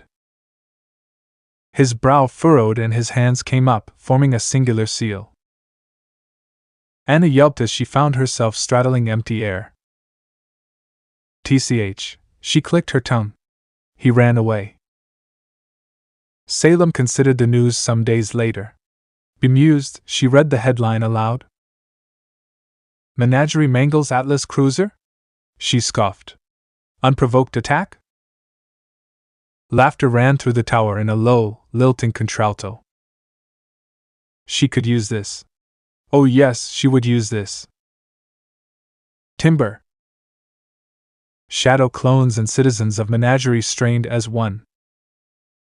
With a ponderous groan, the ruined bulk of an Atlas battleship wobbled once and toppled to the earth. A wave of dust, actual dirt, not the volatile substance that had once powered the mighty cruiser, blasted outward in a great flowing cloud of dirt and grit, startling more than a few faunus with the sheer force of its impact. Naruto stepped up, sweeping it away with the wave of a hand. That'll do. He wiped a bead of hot sweat from his brow and considered his handiwork. Good work, everyone. Take a breather.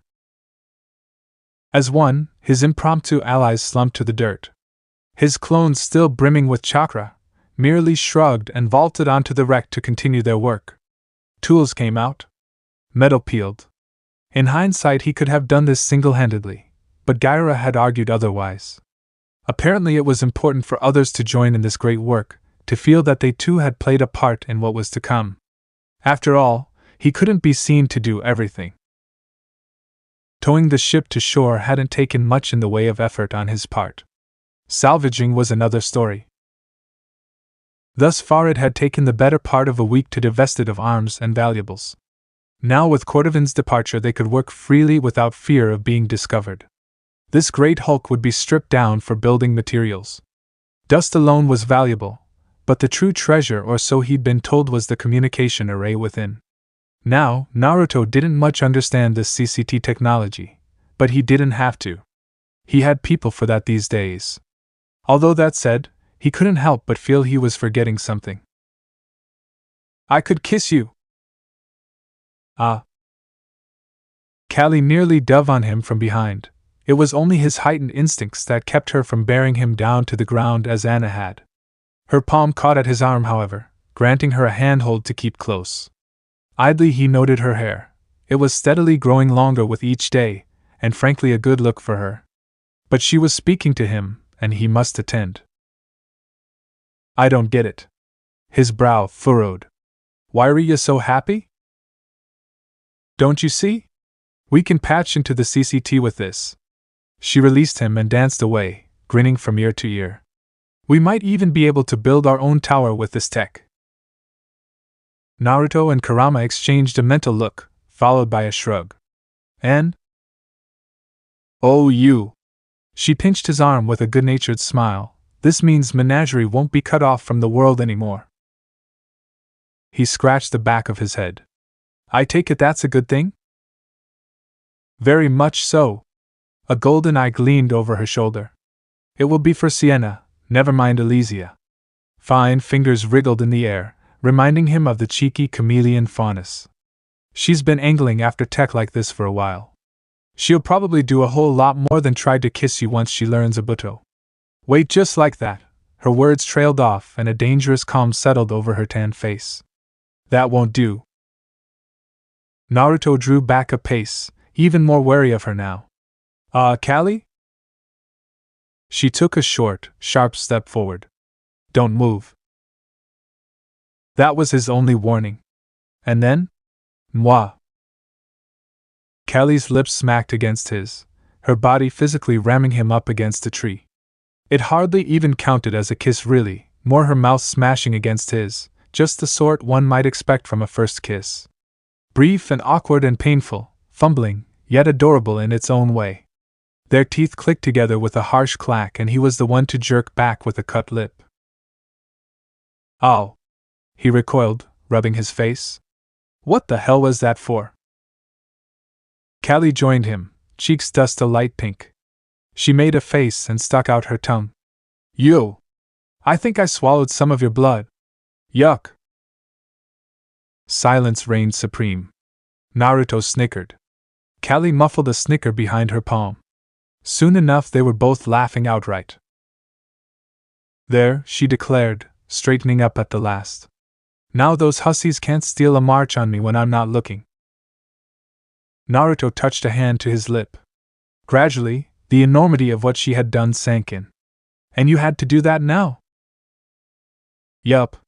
She didn't falter. Because any second now. A sharp shriek of joy pierced the coast. Where is he? I want his babies. That's why. Naruto palmed his face. He just couldn't get any peace today, it seemed. If it wasn't Anna tackling him and proposing marriage, it was Kali being weird, and now this nonsense with Sienna. Popular monster, indeed. Comes with the territory, kiddo. You made your bed, now you sleep in it. Right, to hell with this, you've all lost your minds. He flung up his arms. I'm going to check in on our other project. Kali hummed her agreement. Might be best to do that till Sienna calms down. Naruto didn't hear her. he was already stalking away. Alizia Amatola styled herself as something of an amateur scholar. Well, a scholar in training. No diploma there, and as a fauness, she wasn't like to ever earn one. Still, for all her laid-back habits, she longed to know the truth of this world. She reveled in its mysteries as much as unraveling them. Sure, she had had a touch of combat training because, frankly, who didn't on Menagerie? But that was all. No aura, no weapon, she knew just enough to drive away a rogue Grimm. That was all. Thus, when presented with the enigma of one Naruto Uzumaki, she found herself eager to solve it. Who was he? Was he really the god of the faunus? The legends spoke of such a being, but he didn't act anything like any god she'd ever read of. He was brash and kind, soft-spoken yet also virtuous. He was a mystery, one she simply must solve. So when he asked her to meet him? Amatola leaped at the chance. So here we are. As you can see, it's a bit of a wasteland. Understatement of the century there. Naruto considered the sandy shoal before him, and the barren desert beyond it. Seeing, as they say, was believing. Kali had told him much of the island was uninhabitable, but to see it firsthand made his spirits sink. He'd thought it would just be a few patches of sand, not a literal waste. Beyond a few scraggly shrubs, there was nothing of value here but heat, and more heat. Even now he could feel sweat beading on his brow. If it weren't for the mountains shielding them, he suspected the whole of Menagerie would be downright dead. If I might inquire, Alizia continued, adjusting her glasses, where had she gotten those? As she squinted at the dunes, why bring me here? Everyone says you're powerful and all, and that's good, but isn't this a bit much even for you? Ho? Is she challenging us? That sounds like a challenge. Naruto ignored the good-natured jab with sigh. Right time to fix this island. Surely it couldn't be that difficult. Thanks to the sage, he felt more powerful than ever. He wouldn't allow himself to doubt. He just needed to focus. Concentrate. Where there was a will, there was a way. And he had a lot of the former. Sure, there was something he could do. Nothing ventured, nothing gained. Bending to one knee, he laid his marked palm upon the sand. It sang to him, whispering quietly. He could feel the life there, the once lively paradise had been. Some great disaster had stripped it away. There had been a battle here in the past, a fight so fierce that it bleached the ground on this side of the island and drained the very life from it. People had died here. Many people. Their emotions lingered, leaving the very air itself thin. Kurama shivered. If I didn't know better, I'd say this place was haunted. Don't even go there. Just saying. Naruto wrinkled his nose. Wayward spirits he knew nothing about and he absolutely refused to, but as for the land itself? Well, that seemed an easy fix from his perspective. It was like looking at an empty glass in need of water. He had plenty to give. If Yamato could do this, surely he could. No, he must. These people were depending on him. Maybe a little more than he would have liked, but the responsibility was still his. Alizia quirked a brow, mistaking his silence for failure. Look, pal, you can't just turn a desert into a. Her words trailed off as grass began to grow. Trees sprouted. Flowers bloomed. Blue eyes pulsed with light as Naruto willed his very essence into the soil.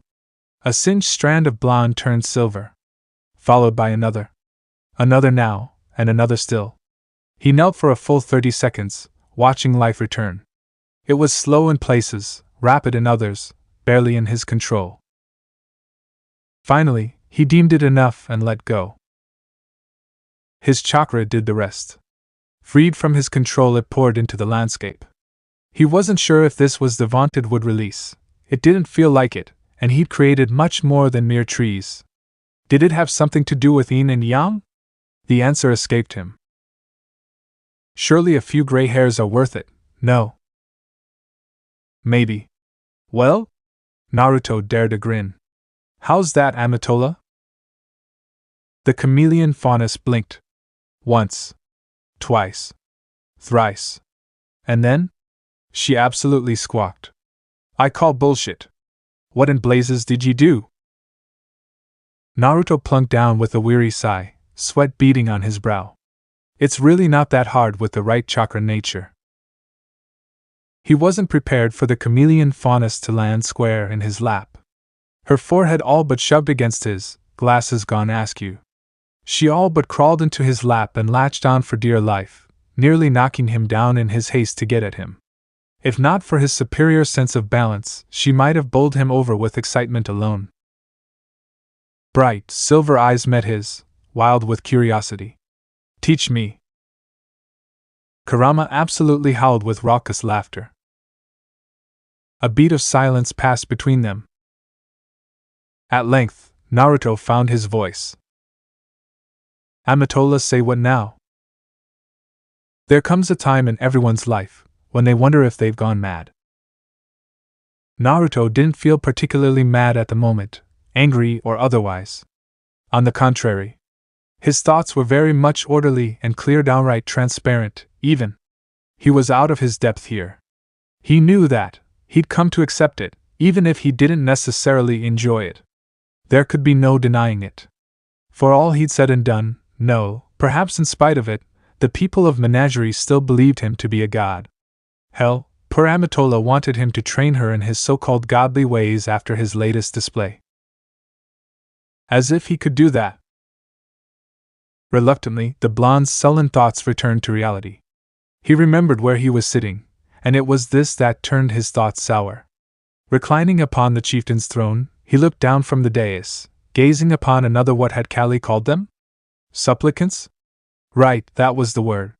He didn't think he'd have to preside over petty disputes like this. It seemed such a trivial thing in the beginning, but to these people, such matters were akin to life and death. Even if they were about bloody property lines. And we still need to find who poisoned that kid. Trevor, right? He muttered, thoughts turning inward as a man and a woman continued to argue under him. Anyone going around trying to kill babies was someone who needed to be dealt with personally. His clones hadn't turned up anything. Maybe it was time to handle it himself. Unfortunately, that wasn't something he could do when had the entire island banging on his door. Make him high leader, would they? Call him God, would they? Ignore his protests, would they? Two could play this game. He thumped a fist down on the arm test of his throne. I hereby declare ramen the national food of Menagerie. That will all be for today. Someone had the nerve to protest. But enough. He raised a hand and plastered a smile to his face that he no longer felt. I don't want to hear another word about this. We'll divide the land up once it's settled up properly. Clicking his tongue, he waved them out. I don't have any more patience for the two of you or any of you today, really. Out. Another man bridled behind him. But Your Excellency, what about my cabbages? Cabbages? The hell was this one on about? No buts. Out. He watched them go, trying not to feel guilty for sending them away. A day. He just needed some damn time to himself. Was that so much to ask? Evidently so. Turning great swathes of desert into lush Greenland wasn't something one could take back.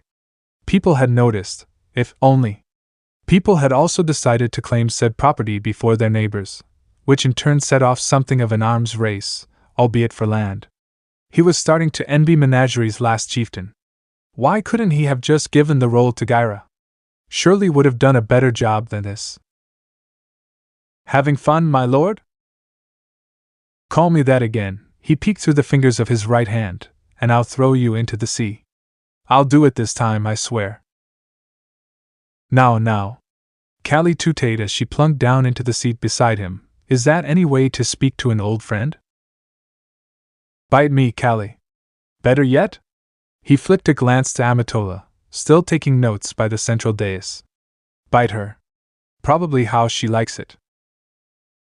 Kali cackled even as the chameleon faunus turned a startled shade of pink.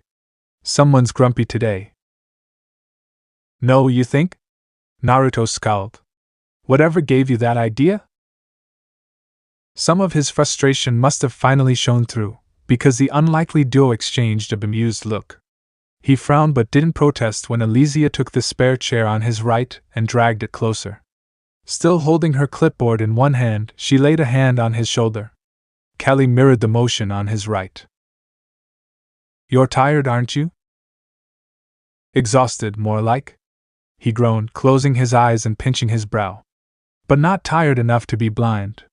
What are you doing to my shoulders? It's called a massage, dear. Kali hummed, unrepentant. You keep acting this grumpy, and you'll make a terrible father someday. Amatola squeaked, even as her fingers dug into his left shoulder. Kali! What? Just being honest. I wasn't implying anything. Just lay back and relax. Naruto blinked, mind still caught on her earlier words. A family? For a wild moment he actually imagined what a child of him and Kali might look like. He saw her in his mind's eye, a little girl bearing golden eyes, whiskered cheeks and dark hair, two feline ears twitching atop her head. She looked up at him with a cherubic smile. Blake. That sounded like a good name. Of course, that led him to imagining what Enna's children might look like, and from there he was lost. He imagined Sienna's and Amatola's, a cadre of tiny faces all vying for his attention, all calling out a singular word. Daddy? He absolutely choked. Huh. Kurama mused as he daydreamed. They'd look quite nice, actually. He had another fit of thought just then, perhaps whimsy or pique. To hell with this. He needed a drink. Something strong. Once they finished with this massage. Times were a-changing. Sienna saw the signs, and she knew what was to come. For so long she tried to make herself heard, but no longer. Revolution. He could make it happen. No, he would, if she had anything to say about it. With that kind of power he could lay waste to armies. Blow Atlas right out of the sky, if it came to that. The world would learn to respect them, one way or another. Their time was here at last. Long may he reign. How did one research a living god? Or was Naruto a monster? Semantics. Amatola wasn't sure which to categorize him was, but the irony certainly wasn't lost on her. She'd never put much stock in gods or monsters before. She knew they existed, naturally. She had read all the stories as a child, grown up listening to tales at her father's knee. Every child had. And it almost made sense, from a certain point of view. It stood to reason that something must have created remnant. Likewise, someone had given them aura and in some cases, semblances. How else could one explain Grimm, or the distinction between faunus and human? But a higher power? She'd not believed in such until recently. Now she was learning at the feet of an honesto-goodness deity. He said he wasn't one, but were not the gods humble? Perhaps that was a bit contrived, but there it was. She'd seen him breathe life into death, create a lush forest from empty sand. If he wasn't a god, she'd eat her boot and name her firstborn Ilya. No, wait, that wasn't a half-bad name. Thoughts for later, she supposed. She released a breath she hadn't realized she was holding.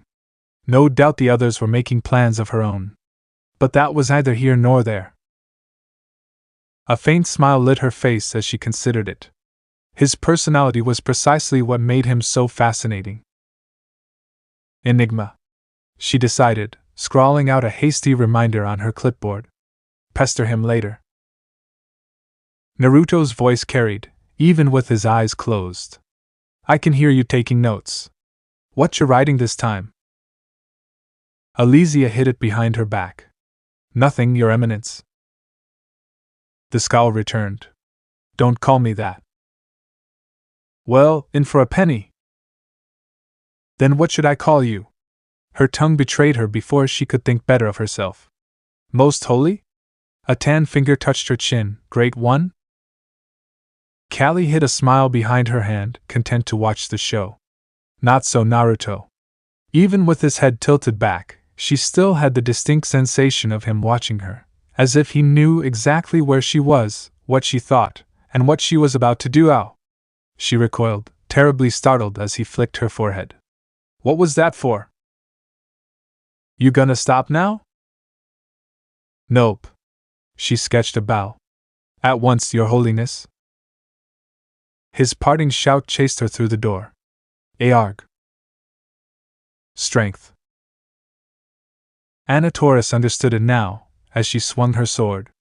Those around her mirrored the motion, poorly perhaps, but she would break them of that habit in time. This man, god or no, was the pinnacle of strength. Immortal or mortal, it didn't matter to her. He bested her in combat and won her attention, if not her head. Odd as that might sound, that was the truth. Those of the Taurus clan respected strength, and he'd proven himself. She raised her blade and continued to drill the soldiers before her. Come what may, they would be ready. And then? Naruto would be hers. Gaira looked up as Naruto slouched his way into the bar. Another long day? Haggard blue eyes met his. You don't know the half of it. He didn't so much walk as he did stalk to the bar. Poor. An able bartender he was not, but Gaira knew his way around the glasses well enough. In short order the blonde had a beetail in hand. Not long after that, he was beckoning for another. They don't stop, Gaira. How do I make them stop? I'm starting to think you're the only sane one here. There. The larger man clapped him on the back. We all have bad days. Bad days? Naruto flung up his right arm, sending the amber liquid sloshing about within his tankard. I'm having a bad month here. Honestly. It's like herding two cats. And a chameleon. And a bull. Not to mention, why are you laughing? Gaira regarded him over the rim of his glass. You're not a god, are you? Finally! Naruto cried, nearly spilling his drink. Someone who gets it. Really? A frown. Then who are you exactly? His erstwhile ally hummed drunkenly. Let me tell you a story. That's quite the fascinating tale. Naruto buried his head into the counter. Gaira, buddy, you don't know the half of it. He couldn't see the man's face, not from this angle, but he heard the faint noise of surprise he made. You mean there's more? Yup. He leaned back, smacked his lips, and kicked both feet up onto the bar. Hell of a lot. I haven't even gotten to the part where I fought and sealed a crazy goddess in the moon. He heard a bottle pour. Another glass slid across the bar. He caught and knocked it back without looking. You don't mean our moon, do you? He set the glass down with a mighty guffaw. Nah, we made our own moon and locked her in it. Could tell you the rest if you let me hide out here a little longer. Left unspoken was his silent plea. Please let me hide. Not forever, and not for long, mind you. He just needed a place of refuge to cool his head and gather his thoughts a while. Running an island was damn hard. What Menagerie might lack for basic infrastructure for the time being, it more than made up for in its people. So many people.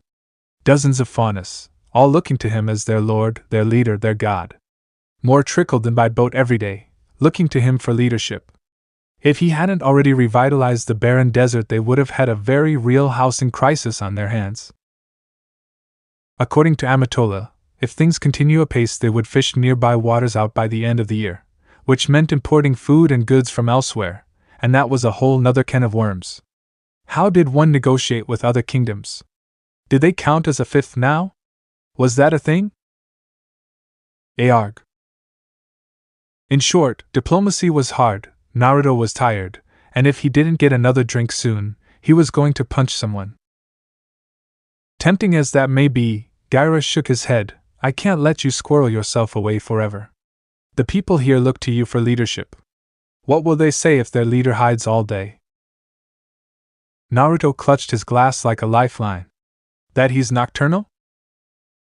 The gentle giant crossed both arms before his broad chest. We can speak plainly here. I won't betray your trust. Tell me what's wrong. In short? Naruto felt his right eye begin to twitch. I'm terrified. Why does it have to be me? I don't want to be in charge. Gaira was silent for a long moment. And then, you're afraid of making mistakes. It wasn't a question. A nod took the words right out of my mind. That a semblance or something? Hardly, he said. Just good intuition. At this point, I don't think Menagerie would settle for anyone less than you. Well, maybe they should. A series of spectacular miracles/disaster had seen him elected God Chieftain of the island, but he knew his luck wouldn't hold. Not forever. He was exhausted, right and proper. Willing to accept responsibility, yes, but not if he didn't have due. If there was someone willing to take the mantle from him, he'd gladly give it. But who in their right mind would possibly? Maybe they would.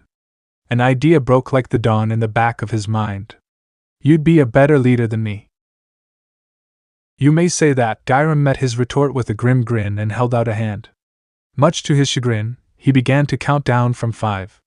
Yet I wasn't the one to slay a giant sea serpent. Naruto growled. One time. Or destroy several mountains. The growl became a whimper. That was an accident. Or beat back an annoying Atlas envoy in broad bloody daylight. The whimper was now a whine as his entire body convulsed. Well, that one wasn't an accident, but still. Taking their tech for our own, still his erstwhile ally continued to count, using it to construct our own CCT tower. Kurama cackled in the back of his head. He's certainly got you there. Revitalizing the island, expanding it, making it livable. Alright, a light. Naruto thumped a fist against the bar before Gaira could truly get rolling. Maybe you didn't do those things. You'd still be a better leader than me. They think I'm a god. I ain't. I'm responsible for all of them, and I'm scared shitless. I don't know what I'm doing. You have to take the job. The wise cat only shook his head. In good conscience, I cannot. They'd tear me apart if I tried. He opened his mouth to argue. Closed it again. Damn you and your sense. His head kissed the counter with a groan. All of my hate, Gaira. You have it. A blue eye peeked up over the worn wood. At least be my advisor. I'll hire ya. A low rumble rippled through the air. It took him a moment to realize it was laughter. With what lean, my friend? Well, I'm sure I can scrape something together? Another thought occurred to him, and he blanched. Shit, does this mean I gotta Amatola and the others? Because after all they've done for me, it kinda feels like I should reward them, or something I dunno.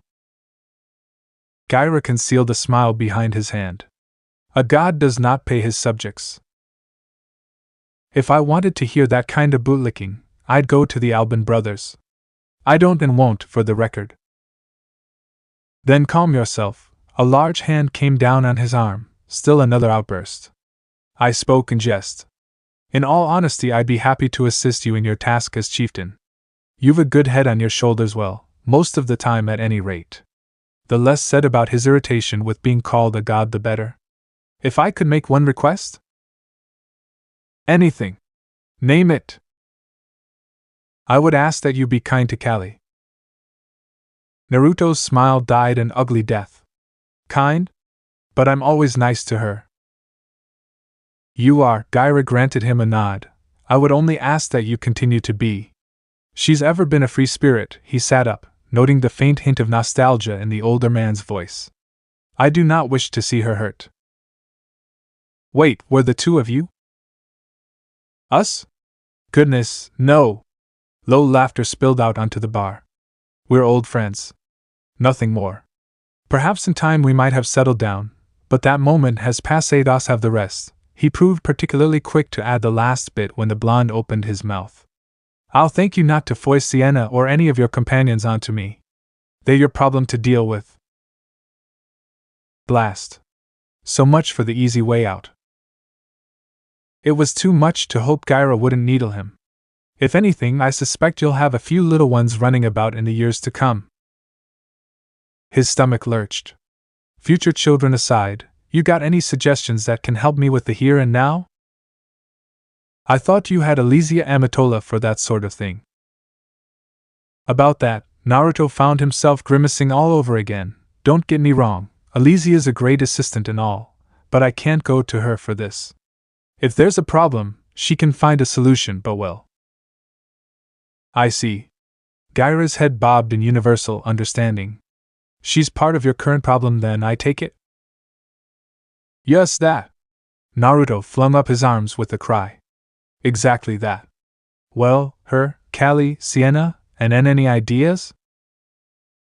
That depends entirely upon you. Gleaming golden eyes fastened upon him. Do you care for them?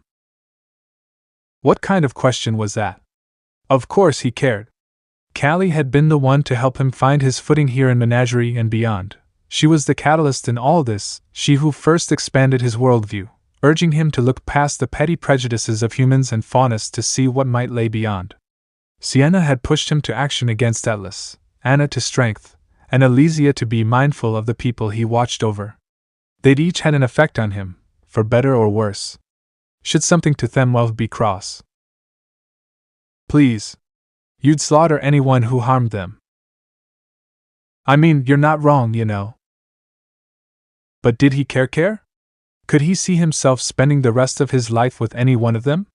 Or perhaps no, don't go there yet. He needed to find an answer to the first question before he even dared to entertain the second. If he didn't find one soon, all this doubt would eat him alive. It's not an easy answer, is it? Gaira claimed the seat opposite him and poured him another drink. The fact that you hesitate at all speaks well of you. His brow furrowed. How so? When you first came to us, you leaped without looking. He topped off his glass, then went to pour his own. Now you stop and think. Look before you leap. Not always, mind you, not every time, but the fact that you do at all reflects your willingness to change. Clawed fingers curled around the glass as he knocked it back. To adapt. In that regard, we couldn't ask for a better leader. Ideas, man. I need a way to sort this out, preferably before Anna and the others jump me. There are worse ways to go. Many would envy your position. Gaira. All right. Give me some time to think. As luck would have it, Gaira had an idea. It stuck with him. A festival? Yup. A festival. Kali's ears flicked to and fro up atop her head. Naruto narrowly resisted the urge to reach out and stroke them to his heart's content. The urge intensified tenfold when she turned his way now, the better to catch what he just said. Didn't help that she was eyeing him like a juicy steak-eyed where he sat atop the chieftain's throne. Had she a tail, he suspected it would have been waging about now. He wasn't sure if he liked the half-lidded look she was giving him, but he didn't necessarily dislike it either. Anna didn't rise so easily to the bait. Rather than rise and retort, she continued to run a whetstone across her blade. In the end, it fell to Kali to voice the obvious question once more. What's the occasion? I can think of one. Elysia looked up from her clipboard and chirped happily, drawing all eyes to her smiling face. Our new CCT tower is nearing completion. It's still a bit rudimentary, mind, but with a bit of tuning, we'll be able to freely communicate with the rest of Remnant. If that's not reason to celebrate, I don't know what is. Naruto quirked a brow. So soon? It's only been a week. Best assistant ever. Yes, well. The chameleon faunus flushed, physically turning pink under his praise for a moment before she wrestled herself under control. There's also the matter of the new zone you created. Leave it to her to rub his accomplishments in when he least expected it. With the desert eradicated, much of the island itself is habitable again, Folk have already begun moving out of Kwekuana to hew down trees. There's talk of expanding population centers, even building a city on the other side of the mountains. Those stark silver eyes swept back to her charts. Business with Mistral is booming. Refugees aside, we've seen an uptick in lumber by nearly 50%. Is that good? Good, he says. Sienna seemed less than enthused, but he didn't miss her ears beeping his way, nor the way her golden eyes gleamed as she began to pace before the throne. In a word, yes. Before you, 2/3 of Menagerie were all but uninhabitable due to climate and Grimm. Do you understand? She pivoted on one heel to face him. You've all but solved the former, leaving us with the latter. Once we exterminate those beasts once and for all, we'll have ourselves a peaceful utopia. Maybe more, if you can expand the island. Kali preened. It does have a nice ring to it. Anna huffed, eyes flashing like wildfire. Time spent celebrating is time that could be spent training. Rallying the troops. For what? Kali clicked her tongue. For war. Pale blue eyes snapped her way. You're a fool if you think Atlas will let us be after what we did to their envoy. Naruto quirked a brow. Is that a no on the festival, then? Anna's gaze slid to his. Neither moved. He'd always known this would be a hard sell for her. From the very beginning, she was the greatest obstacle to overcome. Anna Taurus was a mercenary through and through.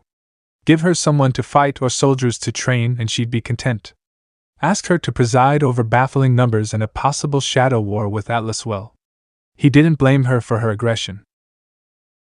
In the end, she surprised him.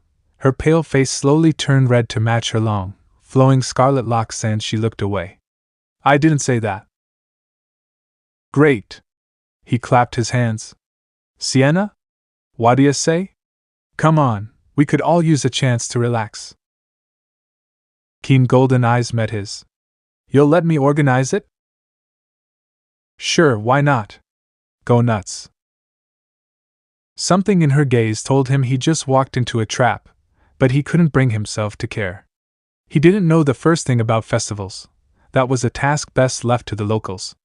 Sienna might try and bait him to a speech or some such, but that was a battle he was willing to fight, if it meant a bit of peace in the interim. Love is a battlefield, my friend. Gyra's sage advice came back to him. He who makes the first move finds victory. Make them an offer and see how they react. That will be your first sign. Still, why ask us all this? Amatola finally found her voice again, drawing his attention. You're in charge. It's not as if we could stop you from throwing a celebration. Might as well be honest. They'll laugh at me. They won't. I want to get to know you. Cheeks burning, he leaned forward in his chair and spoke from the heart. All of you. Nerves got to him and he stumbled through the rest, pointedly staring at the ceiling. Your thoughts, your ambitions, what drives you. Is that so wrong? Anna stopped sharpening her blade and looked his way once more. A general should always know his troops. Not troops. He slashed a hand through the air. I want to know you as people, you know. His words were the spark for everything that followed. In short? A string of squeaks, gasps, and gibberish. Kali's ears went ramrod straight, her tan face turning an adorable shade of pink, her face slammed into her hands. Amatola's knees twisted from side to side before all but turned invisible and studiously gazed upon at her clipboard, refusing to meet his eyes. Meanwhile, Sienna and Anna exchanged a long lingering look between one another, as though girding themselves for the war to end all wars. The door to his chambers creaked open before he could ask what they were on about. Sire! A masked page poked their head through the gap, wasted and gasping for air. There's a man here to see you. Not now! A distant crash echoed in the hall behind the door. Anna's sword escaped its sheath with a rasp of naked steel. Amatola sprang to her feet. Sienna went for her whip, and Kali pulled a slender holdout dagger from her sleeve. That's what we told him, sir. The poor boy sounded positively harassed before the armed quartet. We tried to make him shove back off, but he wouldn't listen. He's cutting a path straight here. We can't stop him. Another tremor rocked the earth, heralded by a distant shout, drawing a whimper from them. He's much too powerful. Anna snapped out of her daze. What manner of weapon does he wield? I well, a cane. The poor page whimpered and hung their head before her incredulous snarl. Just a cane. A ripple of confusion pulsed through the room. Naruto flicked a glance toward the door. A cane? He's not killed anyone yet, the messenger babbled on, heedless of their confusion. He's just knocking them out, but still. We need help, oh gods. A hand spared through the gap, caught a hold of the page's head and yanked them back through the gap. Their subsequent shriek of fear was muffled as the door slammed shut. A dull crash rang out almost immediately thereafter, followed by a faint groan as someone or something slid down the wall. Terribly sorry about that, a low voice intoned. You'll have a bit of a headache when you wake up, nothing more. And the doors parted once more. Well-polished shoes clicked against the floor as someone entered, a spring in their step. A stately middle-aged man stepped through them, his dark hair touched by streaks of silver. Clad in a dapper black tweed suit with an open jacket, he was the very picture of poise. A green scarf hung loose round his neck, contrasting nicely with the spectacles he wore. The steely gray eyes behind them were another matter. They warm, almost affable really, as though he just returned from a very enthusiastic walk, rather than tear his way through half an island. He's got spirit, Kurama remarked. I like him. Of course you would. I'm terribly sorry for the mess. He planted both hands upon his cane, and straightened his back, but it was most imperative that I meet with you. Rest assured, I didn't slay a single soul on my way here. Naruto found himself quirking a brow down at the newcomer. And you are? The man merely smiled at him in return. A friend. Really? He didn't return it. My friends don't wade in smacking innocent people about. The scene played out once more. I'm terribly sorry for the mess. The old man planted both hands upon his cane, and straightened his back as Naruto looked on. But it was most imperative that I meet with you as soon as possible. He cracked his neck side to side, producing an audible pop that echoed in the chamber. Rest assured, I didn't slay a single soul on my way here. Naruto found himself quirking a brow down at the newcomer from his throne. And you are? The man merely smiled at him in return. A friend. Really? He didn't return it. My friends don't wade in smacking innocent people about. From what I've heard, you are a reasonable man. Those words only exacerbated his anger. I would very much like to speak with you. I'm sure you would. He didn't bite the bait dangled before him, juicy though it was. Unfortunately, I'm not interested in old men. Run along now. Behind him, Kali clapped a hand to her mouth to hide her smile. He didn't miss the spark of amusement gleaming through her golden gaze. Unfortunately, their guest wasn't so easily dissuaded. He felt a flicker of power from him in that instant, worn perhaps, faded, a shell of its former self. His guard snapped into place. There was something decidedly off about this man. Not his words, but his presence. It felt as though he were looking into a cracked mirror, fractured into countless images by the passing of time. Each reflection was a life already lived. And there were many indeed. It reminded him of another man who had lived many lives. Orochimaru. A low growl built in the back of his throat. No. Calm down. Don't jump to conclusions. You know where that leads. He forced his hammering heart to slow. This wasn't him. He could sense that much. The shape of his soul was inherently different compared to that twisted snake. The slimy snake Sannin would have slaughtered anyone in his way. And besides, he felt no ill intent or boundless curiosity. Only relentless, tireless duty. No, not him. It could never be him. Even so, he found himself bridling regardless. Be that as it may, the man before them firmed up his stance, eyes sparking with dim green light. I'm afraid I must insist. I am Ojban, headmaster of Beacon Academy. Kali swore. Anna bridled. Sienna absolutely hissed. Amatola remained silent as the grave.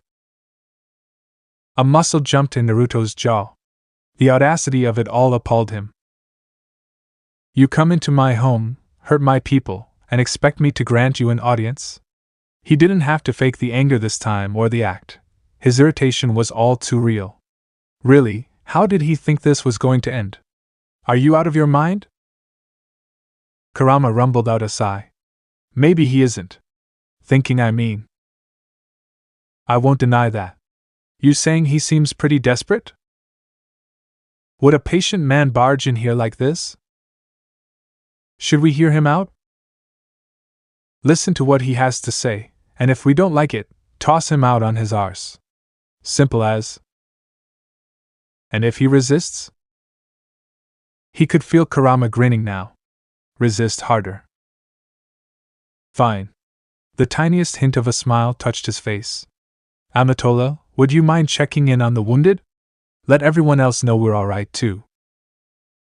His resident researcher absolutely sulked. Ah, but I want to watch it. We'll tell you about it when you get back. Kali reassured her. Alesia huffed. I won't be able to get any data from that.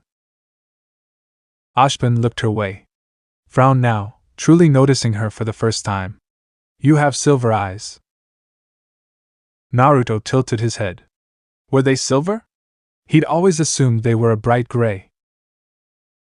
The chameleon faunus glared at him. What of it? It's nothing. The old man didn't waver in the least. Please give them my regards. She huffed. I'd like to give you a boot up the ass. Naruto blew out a sigh. Amatola. Fine, I'm going. Naruto watched her slink away down the steps and dart out the door. Only then did he turn to meet their so-called friend. After what you just did, you better have a damn good reason for being here. I've come to warn you. Ojban continued apace. In the coming days, you will receive an emissary from a woman calling herself Salem. Sienna and Kali exchanged a baffled look. You mustn't trust anything they say. Ojban barreled on before either could think to protest. Beware any promises they make. She is a foul and treacherous woman who will do anything, and I do mean anything to get what she wants. Beware of her. Was that it? He'd come all this way, thrash their people, just for a warning? Really, now? He scoffed. I already have a better opinion of her than you. At least she didn't attack my guards. Kurama barked a laugh. Your people, eh? Not now, fuzzball. I shall apologize for that once more, but I couldn't take any chances. Ojban stepped closer, and he found himself tensing despite himself. Please understand that it was not my intention to harm anyone. Seems to me that ship already sailed. Ojban shrugged. What is life without risk? Maybe he had him there, but the matter stood. I've been watching you for some time, now. The headmaster's cane tapped down. Would you mind answering a few questions of mine? I promise you'll be rewarded handsomely. Kali perked up at the mention of a reward, but wisely held her tongue. Just as well. He could feel a headache coming on. You get 3. Yup, definitely the other of all migraines. Don't waste them. Fascinating. Were you the one to destroy those mountains? Naruto buried his head in his hands. Why me eyes fine. It was an accident. Happy now? Quite. Ojban preened, considering him for a long moment. He had an inkling of what the next question would be. Are you from this world? No disappointment there. A vague answer would do. In a sense. Ask your third question and leave. I think I'll hold on to it for now. Allow me to give you another warning in its place. You're making too many waves. Much to his chagrin, the old geezer kept at it before he could mount a proper verbal defense. Your actions have been noticed, not just by Atlas and Mistral, but the rest of the world at large. Humans have begun to fear you. Faunus whisper of you. I'm sure you've noticed the sudden influx of people on your shores. There is talk of another Faunus war, or worse. Let them come. Anna laid a hand on the hilt of her sword. We shall reap a bloody toll. Naruto pushed her arm down, and shot her a quelling look when she growled. Said everything you wanted to say? Not quite. Atlas is rather cross with you at the moment. Are they? Sienna scoffed at his side. Well, they can swallow it. A bloody nose is the least of their worries. A hand rose. Please hear me, I beg of you. The last thing the kingdoms need is another great war. He kept his hands up. I want to help you. Truly, I do. Blue eyes tracked that hand, watching unerringly until it settled down upon his cane once more. If I had it my way, Menagerie would have been recognized as a fifth kingdom an age ago. Empty words. He didn't trust them.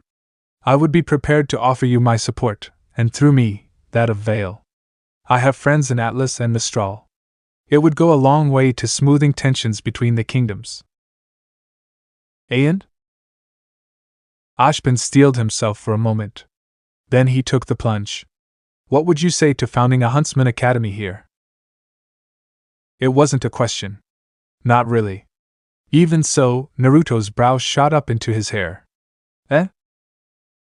Did he not know they had plans for that already? Probably not. They'd been discussing something similar, but best keep that card up his sleeve. Sounds generous, he said instead, choosing his words with great care. And what would we have to do to receive such aid?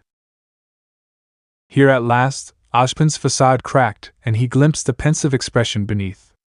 No doubt he knew they'd find this topic distasteful. They did. You would have to return Atlas their battleship. Kali clicked her tongue. Which we already looted and used, in case you haven't noticed. Rather hard to return what we don't have. You'd also need to take down your CCT. Cutting us off from the rest of the world. Anna spat. Doubtless that would please Atlas. Ashbin tried to rally. We would gladly give you one of our own to replace it. Bugged, no doubt. She slashed a hand through the air. Out of the question. In desperation, Ashbin's gaze sought his. How is it you expanded the landmass of the island and revitalized the desert? If you could at least share such a secret, then perhaps. Naruto shot upright, eyes blazing at the notion. Never. The world wasn't ready for chakra. If he ever, and that was a mighty big if there, did share it, such would be with Menagerie first. At least then, he could monitor those who gained the gift, keep them from leaving, even take it back if anyone proved unworthy. These kingdoms already had their hunters, but what did the Isles have? Nothing, no less than nothing before he came along. You asked us to undo what we've done, and for what? He heard Sienna hiss behind him. Vague promises of aid. You come to us and offer nothing but hot air. Leave. Ashbin frowned at her. Such an antagonistic stance will not sit well with the rest of the world. Piss on that. We're not bothering anyone. We just want to be left in peace. You destroyed 2 mountains in Mistral. Naruto clicked his tongue. Want me to break another? His gaze swiveled. Sarcasm and threats does not become you, Uzumaki. He knew the words were bait, just like that least. He was too angry to care. Really? His fist swung out, obliterating a nearby wall. I think I've gotten pretty good at it these last few months. Now it's our turn to talk. Ashbin's brow drew down. I take it you don't mean the royal we. We do not. Anna stepped up beside him. Headmaster Ashbin, was it? I believe you owe us reparations for your actions here today. Ashbin balked. Blinked now? Recovered. Surely you jest. You did hurt our allies. Sienna's smile was sinister. Lean will suffice. This is hardly the time or place. I disagree. Oz looked like he'd sucked on a lemon. Naruto swore he'd remember it to his dying day. It seems I must apologize once more. His face closed down. I've upset you. Naruto saw the gleam in his eye just then. He didn't like it. Might I offer an alternative solution? Against my better judgment. A better man would have said no. He was well aware of how it would look if he kicked him out here and now. He would listen for the time being. I admit, Ashbin's gaze turned to the floor with a chagrined look. I'm used to taking the long view on things, living in the future, as it were. I often forget to think of the present moment. I have made many mistakes. This is clearly another. A heavy sigh left his shoulders slumping. In my haste to see you, to be certain you were who I thought you were, I failed to consider the consequences of my actions. Here it was. The other shoe about to drop. Sure enough, it did. What say you do a duel? Silence fell over the chamber, stifling in its entirety. Naruto was the one to break with a disbelieving "huh?" of a sound. If my side wins, you agree to the concessions we just stated. Ashbin remained unflappable in the face of his exclamation. If you triumph, I shall gladly pay reparations for the damage done here. I won't darken your door again unless you seek me out. Naruto didn't miss the curious choice of words. Ashbin had all but implied that he would come to him, sooner or later. Was he missing something here? Did he dare consider it? It didn't seem like a good idea to gamble on something like this, not when he could quite literally force Ashbin to leave. He accepts. Naruto rounded on Kali. He does. Sienna grabbed his right arm. Anna latched onto his left. Together the duo drew him aside into an impromptu huddle with Kali near the throne. Ashbin remained where he was, content to watch and wait. He was grateful for that.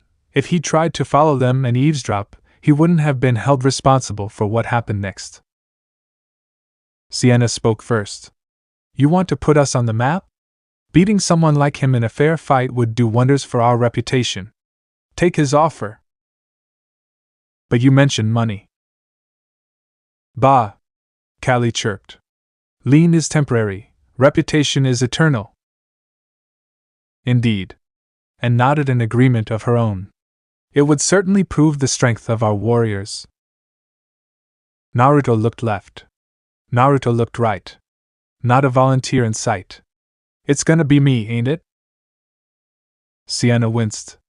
Don't look at me, I can't beat him. Nor can I. The admission almost seemed to pain Anna.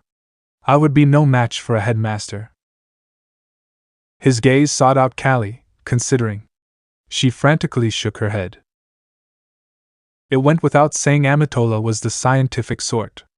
She likely wasn't a fighter either. Maybe he could get Gairatono. He couldn't fob this off on anyone. Maybe they had a point. Better a bad plan than no plan at all. Victory would give them legitimacy in the eyes of the people, if not the world at large. They broke the huddle. We accept. Excellent.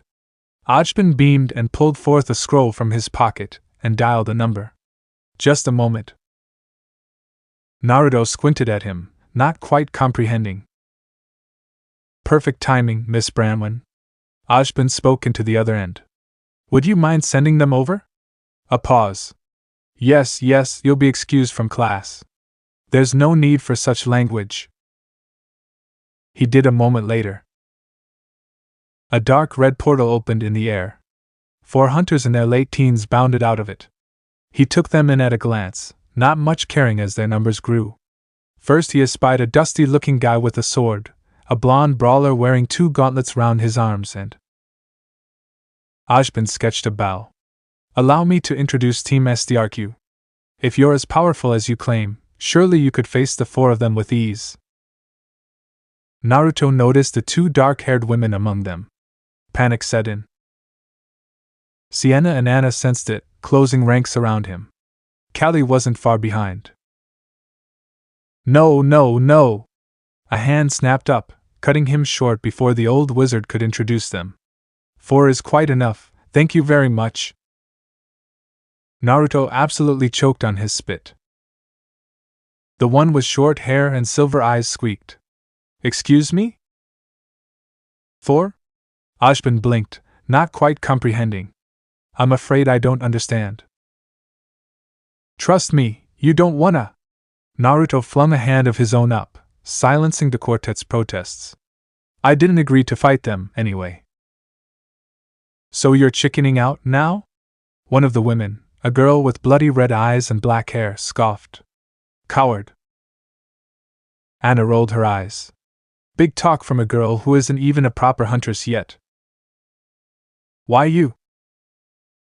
The dark-haired swordswoman glared bloody red daggers at Anna, reminding him of a raven with ruffled feathers. Cheeky bitch. He would have enjoyed knocking her down a peg or 3, but beating someone still in their academy days wouldn't win him any fans. Even so, he couldn't resist the urge to jab back at her. Now hold on. Naruto grinned back at her. You might have misheard me. I said I won't fight the 4 of you. His fellow blonde frowned. I don't get it. Who then if not us? The only one left is? His teammates still didn't, now their names stiffened in understanding. Ashbin stilled, perhaps realizing it as well. Pardon? Naruto stabbed a finger at him. You, Ashbin. I'm gonna fight you. The old sage blinked. Are you certain of this? I am not so weak as I appear. I would have your word. You have it. He sealed his fate. I don't go back on mine. Ashbin smiled. Very well then. I've no issue. So it went. Menagerie gathered once more. A heady afternoon sun beat down on their backs from a cloudless sky, promising a muggy afternoon. Despite that, it felt like the entire island had turned out to see them this time around. Stands were erected, children waved their little flags as their parents held up their scrolls. A few enterprising souls even dared to place bets as their fellows drew near. Naruto saw money change hands more than once and heard more than a few figures besides. By contrast, the arena wasn't much of one, little more than a circle drawn in the sand near the seashore. Naruto stepped into it from the east. Ashbin chose the west. Are you prepared? Gaira stepped into the ring between them and rattled of the rules to Ashbin. The duel would be to or a loss, or ring out. Whichever came first. Naruto barely paid attention. His gaze was fixed firmly upon the old man.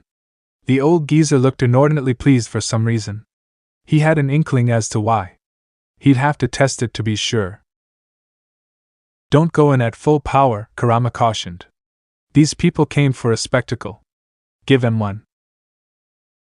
I ain't gonna throw the fight. Not telling you to. Just put on a bit of an act. The island will eat it right up. Naruto grimaced as he settled into a stance. That's what I'm afraid of. He wasn't about to show his hand here. This duel had clearly been engineered to get a better grasp of his gifts. He wasn't going to play that way. It wasn't as though he could go throwing around any jutsu in such a tight space anyway. That narrowed his options considerably. Not quite a handicap, but a limiter all the same. Taijutsu then? Please. That'll be more than enough. Amatola stepped up behind him and offered him a towel. That wasn't very nice, sending me away like that. Naruto took it and wiped a bead of sweat from his face. Then watch to your heart's content. Her silver eyes flashed. I intend to. I'll be taking plenty of notes. He didn't miss the curious note in her voice. Just be careful.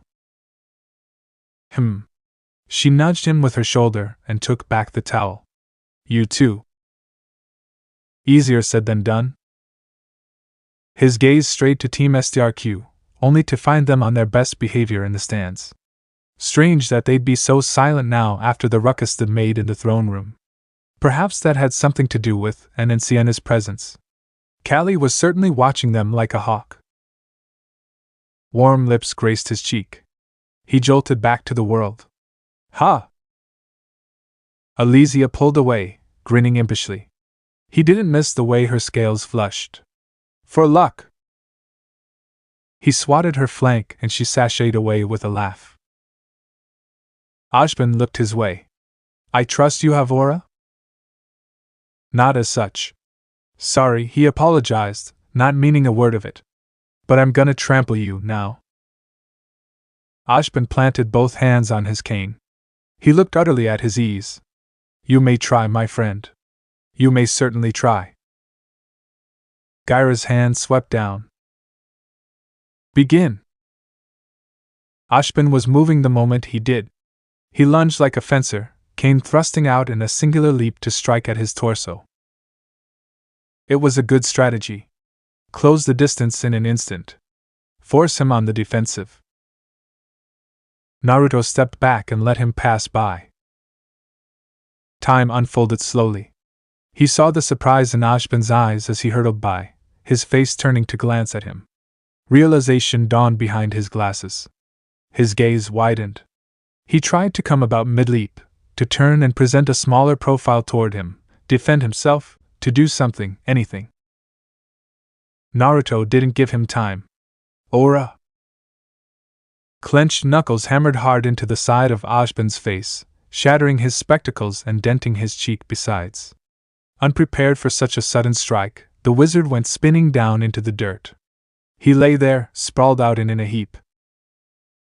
Gasps went up from the crowd. Naruto considered him with a baleful eye. Might have been a mercy had that blow knocked him out. It didn't. Slowly but surely, Oz got an elbow out from under him and began to rise. Good. He didn't want this to end too quickly. Ashbin thumbed a line of blood from his nose and stood. A fine punch. The wizard grunted. It seems I underestimated you. Naruto turned and spread his arms wide, throwing his own words back at him with an impish smile and vengeful glee. Care to try again? Ashbin most certainly did. So this part ends here. Alright, that's it for today's video, guys. Let me know in the comment section how was the story. And also don't forget to like, share and subscribe. I will meet you in another video. Bye bye.